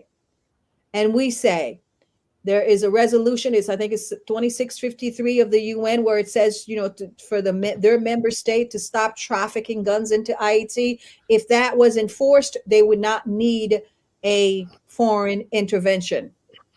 So that's our answer, right? And then that's what we say. We don't manufacture as good guns. So arrest Gilbert Bijou, arrest Martelly. Gilbert Bijou lives in Indian Creek, Miami. Okay. He owns the port. As a lawyer, if I had resources, I would sue a class action lawsuit. So anyone who wants to help us with that, right? So that I could say that the port, he has a Panamex port, a very sophisticated Panamex port to bring stuff. So we could own that port. And then he also owns something called the Steel of Hayti, right? ZiliD Hayti.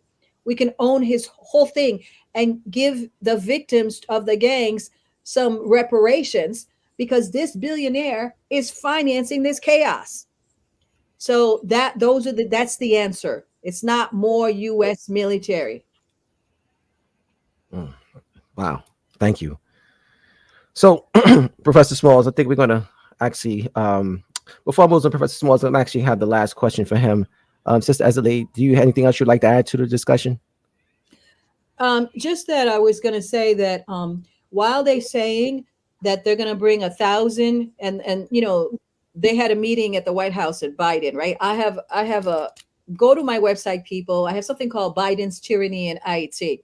So I want to show you something. While they're asking you to support a intrusion into Haiti with Kenyan 1,000 police, at the same time, we have 10,000 Haitian policemen that were trained. And some of those people are good people. They want to go after the gang members. But what happens is Biden put an office, an immigration office inside the police department. And they are flying out They have flown out 25% of the Haitian police. While they're telling you we need a military force, a police force to come into Haiti and take care of the gangs because Haitian police can't do it. Under the Biden program, they're steadily brain draining and taking out the best people and bring them to America. That's what they're doing. At the same time, the NGOs, they require crisis in order to exist. In that bag of rice that they're bringing in, they're bringing guns too. That's what the NGOs are doing. That's a non-for-profit charitable organization. So the guns are coming from NGO foreigners, the Syrian, Lebanese, and we need to stop them people. And if we stop them people, if you want to support anything, it should be about showing your constituency the contradiction between financing the gang, right, and knowing who's financing it, the politicians, the neo-Duvalierist politicians and the oligarchs, and at the same time they have an embargo. The United States has an embargo against giving weapons and resources to the legitimate police. So the gangs outgun the legitimate police. And then they have a Biden program where they're taking out the police that they've trained so that we have no protection. This is genocide, people. They want us dead. They want the land for its strategic position, for its resources, and because they want to get rid of the idea that we are the land of the brave and the free because of what our ancestors done. But listen, there's a new energy on the planet right now. And this is the time of freedom.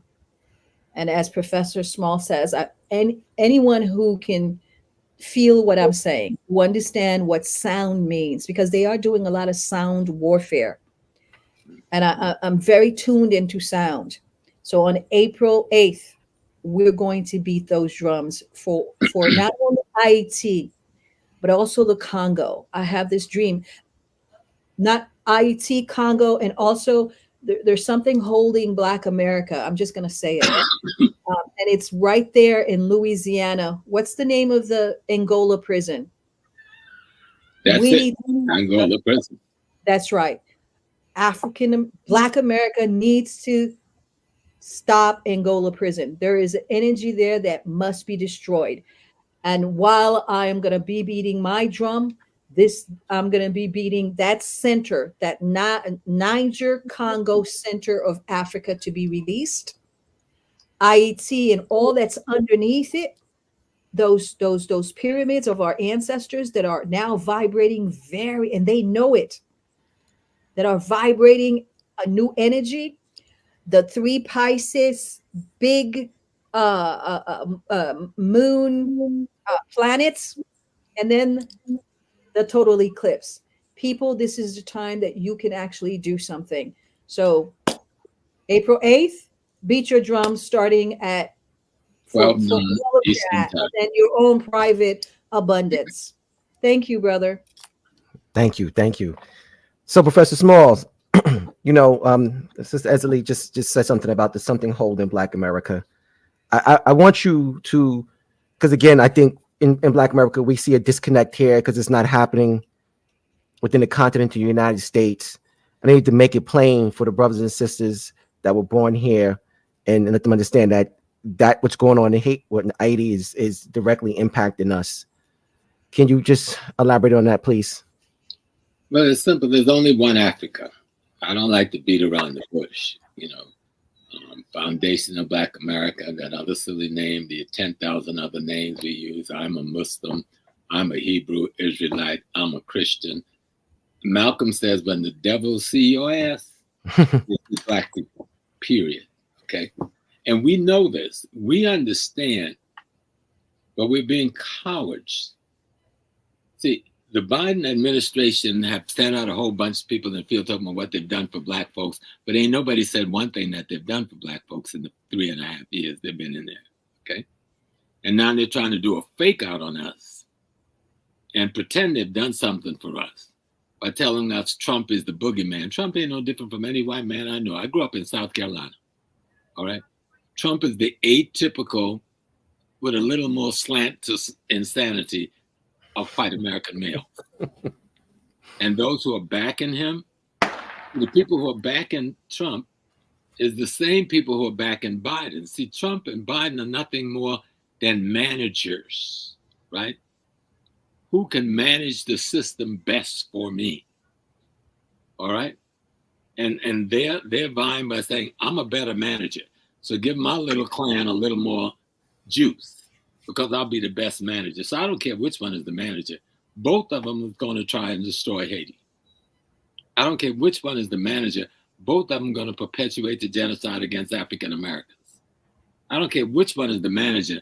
Then over 1 million women in 10 years have been raped in the Congo. All of them have sat through this. Republicans and Democrats, Black caucus, Negro caucus, the little sisters running around in the Midwest raising hell when there's something happened to Muslims, but they can't speak the word Haiti in their mouth. So let's stop playing. You want me to come up and say I have sympathy and pity for you? I will stand for humanity. I will stand with the Palestinian people because it's the right thing and the human thing to do.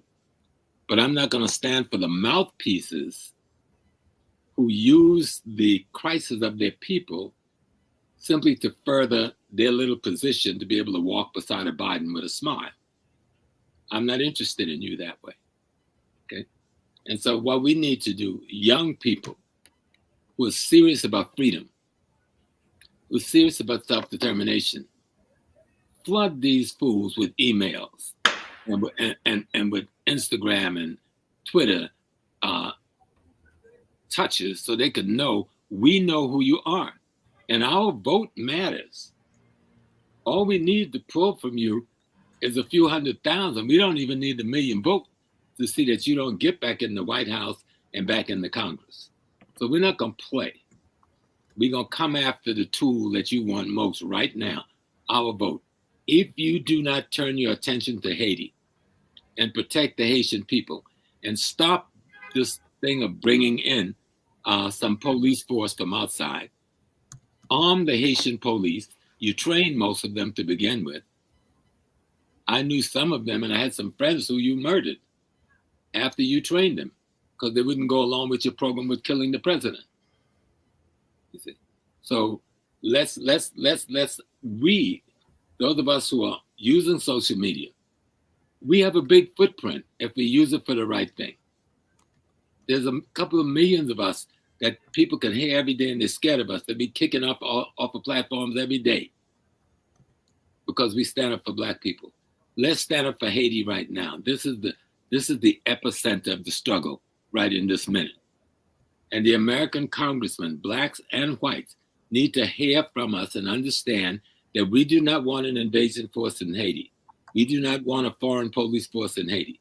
We do not want this group of 7 or the Montana group or CARICOM to make the decisions on who's going to govern Haiti.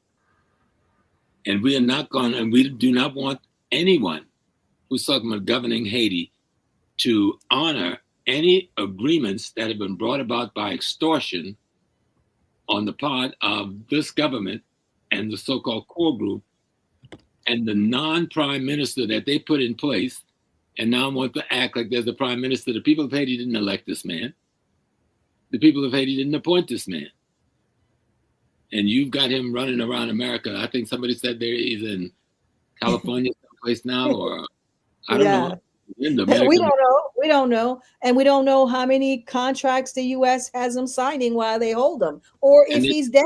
In CARICOM, we'll let you come in and appoint people, but you have to agree to all of the backroom extortionist, gun to the head contractual agreement to steal the resources of Haiti that we put together. You know, so this is what we have to tell all the folks who want us to vote for them. If we ain't voting for y'all, I'll vote for my grandkids first. I'll put their names on the ballot as write-in. That's what I did the last election. More people doing it.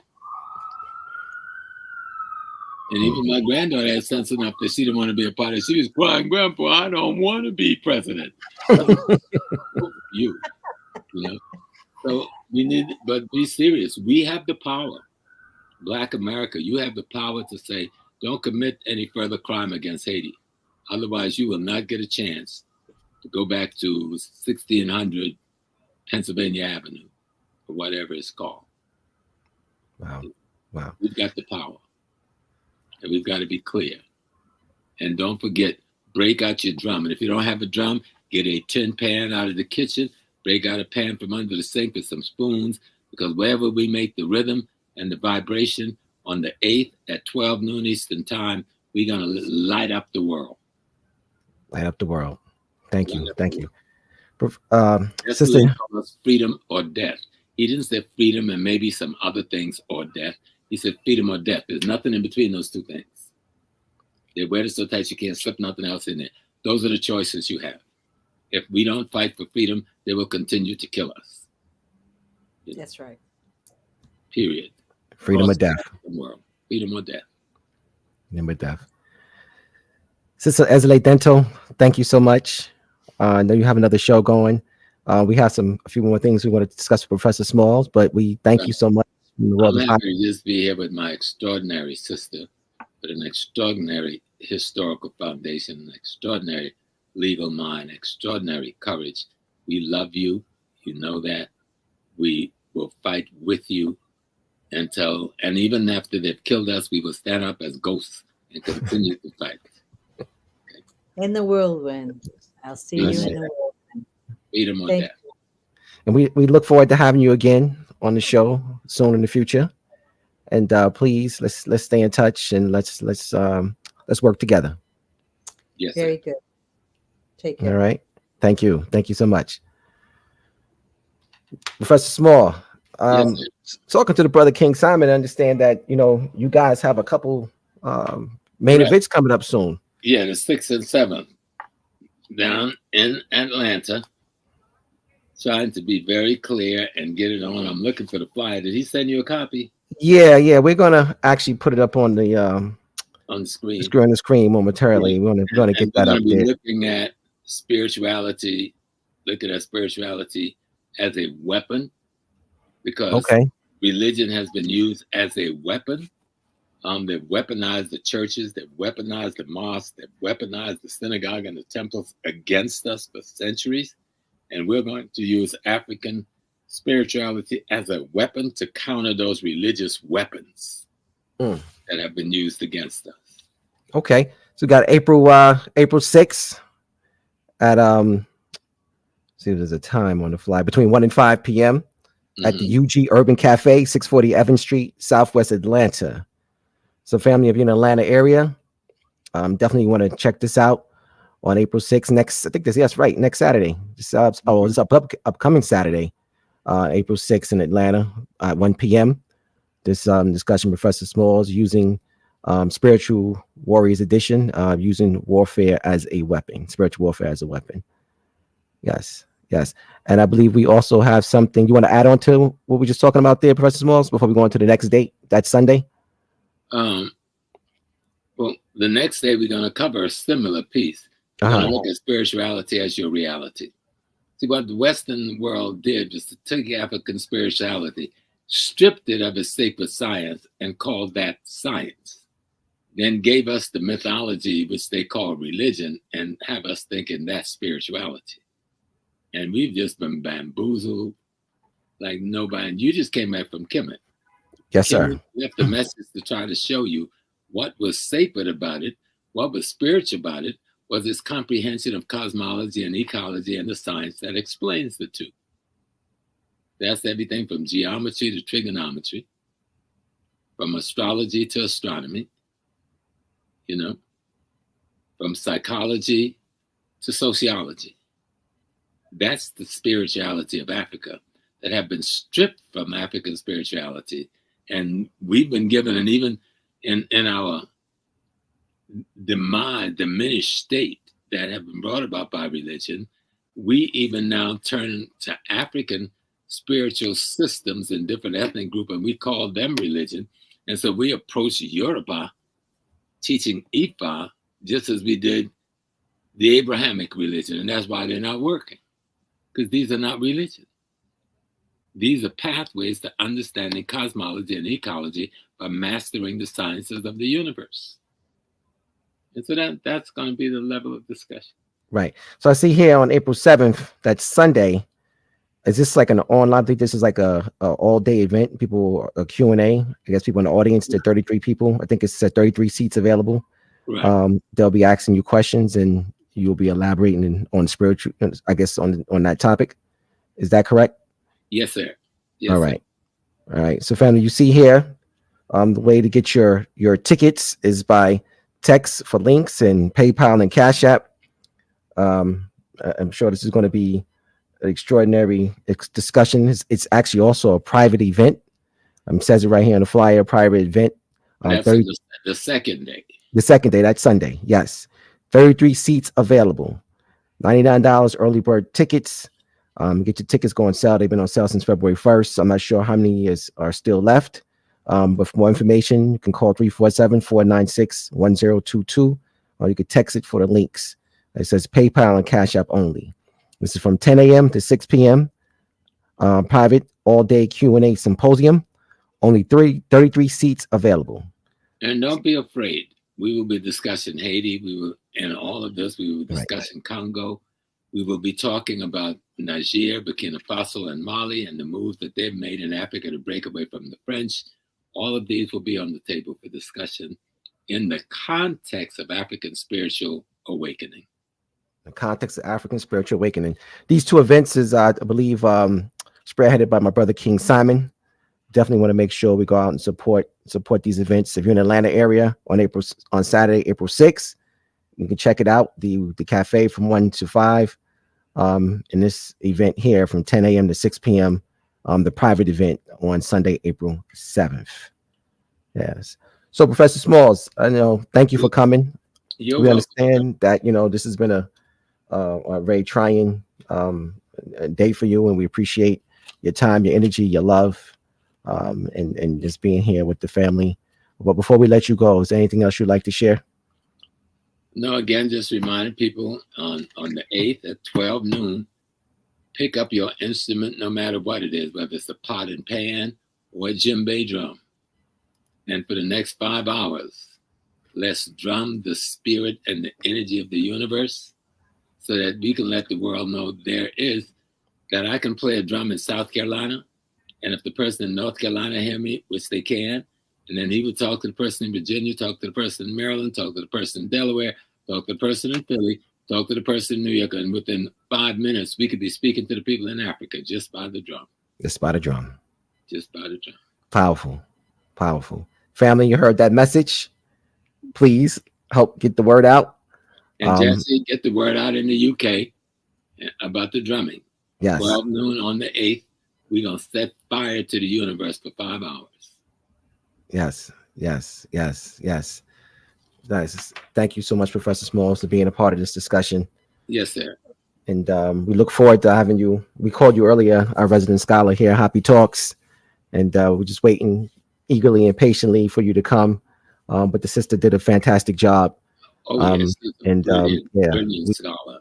Absolutely. And Kaba Kamene, Hiawatha Kama Kamene actually suggested, that I reach out to her, and then Alicia spoke to you, and you guys had the relationship, and that's how it was.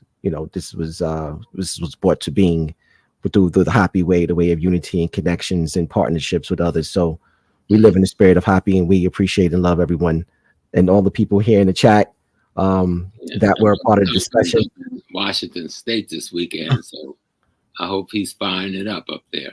Yes, he is. He said he's in Washington State. I think he's going from Washington State. He's going to be in Atlanta. So he's all over the place. He's everywhere. So definitely. Oh, before we go, we understand you have a trip to Ghana. Let's tell people how they can, experience that and be a part of that. Actually, let me see if we can go ahead and get that up too. But while we're trying to get the flyer up for Ghana, you want to just go ahead and talk about the trip and where they can go to register? Yeah, I'm gonna they have to go to Professor Small African World ProfessorSmallAfricanWorld.com, and the flyer will be there. And the telephone number, I'm going to try to bring that up, that they can call. It's 516-406-6567. 516-406, and I'm getting, that's 8567. 8567. 516-406-8567. Or go to Professor Small African World, and the flyer will be there. Or go to Professor Small webpage, Professor Small, www, just put ProfessorSmall.com, and it'll pop up. So Professor Small African World on my Facebook page, which most people go to. Everything will be there. We leave it on I think it's the 19th of July, and we'll be returning on the 2nd of August. And it's going to be an extraordinary trip. We're going to cover multi-states in Ghana. We're going to be in the central region, the western region, the eastern region, the Ewe region, and of course the Accra region. Do everything from the canopy walk to riding a yacht on the Volta Lake, to visiting the slave dungeons, to getting naming ceremonies and learning about land purchases. We'll be meeting with the company corporation in Ghana. And so you can discuss with the government itself your interest in business and land acquisition and so forth. You know, I'm so happy you just mentioned the slave dungeons, because it brings me to something I wanted to discuss with you. But before we get into that, I'm not going to forget my point. Here's the flyer, family. July 19th to August 2nd. I guess it's also the Emancipation Day in Ghana while you guys are there, Right. Professor. That is Emancipation Day, and we'll be going to Asinman So, the sacred river, where our ancestors, many of them died in trying to escape. And we've also brought 3 bodies there. One came from Barbados, one from the United States, one from Jamaica. These are all formerly enslaved people. Sister Crystal from Jamaica was 400 years old. Brother Carson from the United States was 275 years old. And I forgot how old the brother is they brought from Barbados back home. And it's a beautiful ancestral tribute site. The president always come and other government officials to greet us there. We hold a big Durbar. A Durbar is a festival with all of the traditional leaders in the community. And then we go and visit the river itself, where we took our last bath before we were placed into the dungeons. That was the key thing in the river. Once you've marched across country for a month, this is where they stop to bathe you. And then you will then march to the slave dungeon in Elmina, Cape Coast. You know, it's amazing, but everything you just described is what when we filmed the Ghanaian aspect of HAPI, right. We were fortunate enough to be in the Durbar. Right. We went to the lake, and everything Professor Smalls just described is actually a huge part of the film. Like I said, for those people who haven't seen it, it's on Amazon Prime. I think it's like $1.99 to rent. Please tell a friend to tell a friend.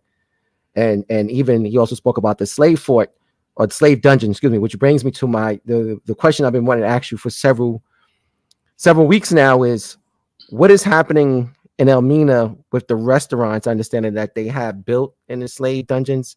Is that like a real thing? So I hear there's a lot of conversations, people are upset about that, rightfully so. But can you elaborate on that, please?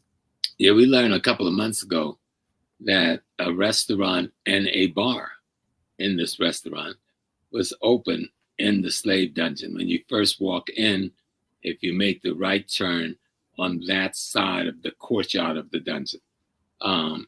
So we put I authored a petition that has been circulating online that we've sent to the president and other officials in the country. And there have been meetings going on weekly. I was trying to find out, the last meeting with the government was attended by Baba Kohane and other African Americans who are on the ground and living in Ghana. That was on Thursday. I have not gotten the feedback from that, but I heard that once they saw the petition, a lot of officials were very upset because they didn't want this to get across the world. But the petition has gone across the world, telling them to get those things out of there. They have so many other buildings along that street if you want to open a restaurant or bar. Why would you put it in a place where millions of our ancestors were imprisoned and died for hundreds of years? That should be the most sacred space in Ghana of all spaces. And in 1992, we did have that space consecrated by all of the chiefs of the region. And it was visited by all of the gods of the region. All of them. People may not understand what it means, all of the gods. All of them came and possessed somebody in the Grand Durbar inside the place to bring their present and to show that they approve of this place becoming the shrine to those killed in the Middle Passage. This was 1992. And for anyone in leadership to allow this to happen, it's a desecration not only of the shrine, but of the gods of their own mothers and fathers. Damn. Wow. 1992. All right. Well, family, you had the opportunity to take this extraordinary trip. The flyers there. Be a part of this experience, Professor Smalls. How many years have you been taking folks back and forth to Ghana? Well, it's been myself, Dr. Leonard Jeffries, and our sister ancestor, Dr. Leah Williams. And it's been over 40 years now. Over 40 years. So you have 40 years of experience here. Professor Smalls going to Ghana. And from the north to the south, you guys go up north and come back south. And there's so much there to see. We're going to try to be a part of this experience as well. The flyer is there. We've been sharing it online. So those people who are not aware, the dates are here. And the telephone number, again, where they can go and register is 516. Let me do it again. You know, my little eyes isn't as good as they used to be. That's why I'll be wearing these glasses when y'all see me. No, but small wearing glasses, yep. And their number is 516-406-6567. 406-6567. 516-406-6567. And all you have to do when you call is tell them you're calling for Professor Small's tour to Ghana. And they will put you in touch with everything you need to have and to know. Is that the number there? Yes, sir. Okay, 516-406-6567. And say you were looking for the Professor Small's trip to Ghana.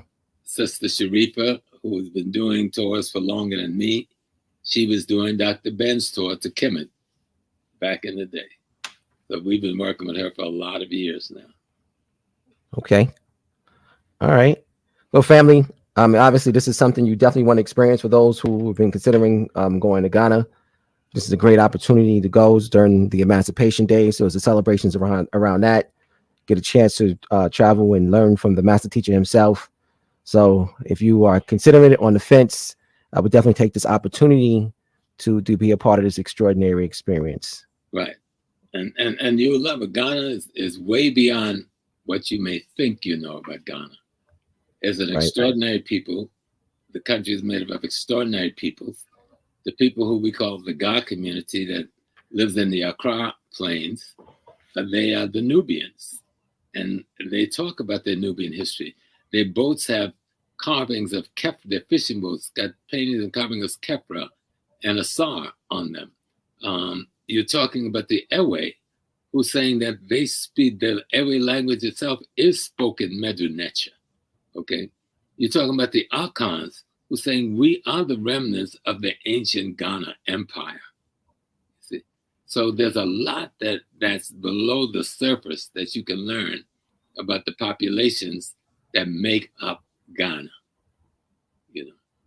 And to see the beautiful cities and the beautiful countryside, to go to Sunyani and the Bonahafo region, to go to Kumasi and the Ashanti region, or Cape Coast and the central region, or Takoradi and Sekundi in the western region, and then Tamale in the northern region. And you will see this diversity of Africans. And when you hear their story, you don't buy into the myth of how we sold ourselves into slavery. When you hear their stories of the wars they waged against slavery for centuries, then you realize how much lies we are being told every day, even now. Thank you, Professor Smalls. Well, family, thank you so much for being a part of this discussion on the underlying issues behind the crisis in Haiti. And we want to thank the guest again, Sister Èzili Danto, and Professor James Smalls, for being a part of this amazing discussion. And please continue to support HAPI by like, commenting, sharing. For all those people who've donated their hard-earned money, we appreciate you. We love you. The Cash-App, the Super Chats, there were several people, and we want to thank them. For those who actually go ahead and do that while the show's actually after the recordings, we want to thank you for that as well. And please, again, always like, comment, and share. And for those people who are interested in going to Ghana, right now is a great opportunity with a great legend and living legend that we have with us, Professor James Smalls, and definitely should take that opportunity to do that. All right. So thanks again, Professor Smalls. We appreciate you. All right. So we're going to go ahead and say good night to you. We're going to go ahead and close out the show. Yes, sir. All right. Please. Family, there it is. Another exciting edition of HAPI Talks. It's about 2 hours long right now. Definitely want to close it out. Again, family, we're going to start or end where we started. HAPI, the foundation of what we do here. The film, not the talks. It's 2 hour, 12-minute film. People have seen, they're like, oh, I've seen HAPI. No, that's the HAPI Talks. The film itself is on Amazon. Again, check it out. Those people don't have a copy, they can definitely rent it or buy it there. Also, the newsletter. Please sign up for the newsletter and be a part of all things HAPI. Stay in touch and tune what we have going on, and the HAPI merchandise, which is great. I'm always rocking it. As we have a HAPI merchandise super sale going on right now. We're trying to liquidate a lot what we have to bring in the clear space for some new items. So it's a great opportunity to take advantage of that and be a part of it. And again, family, thank you for being a part of this discussion, and we'll see you again soon. Peace. I don't know what we can talk about in this nation without talking about white superiority. Honestly, Who defines the meaning of God also defines the relationship between economy and God. African Americans spent $1.3 trillion last year, making us the 16th wealthiest nation in the world. Why have we not turned those riches into wealth to develop our community?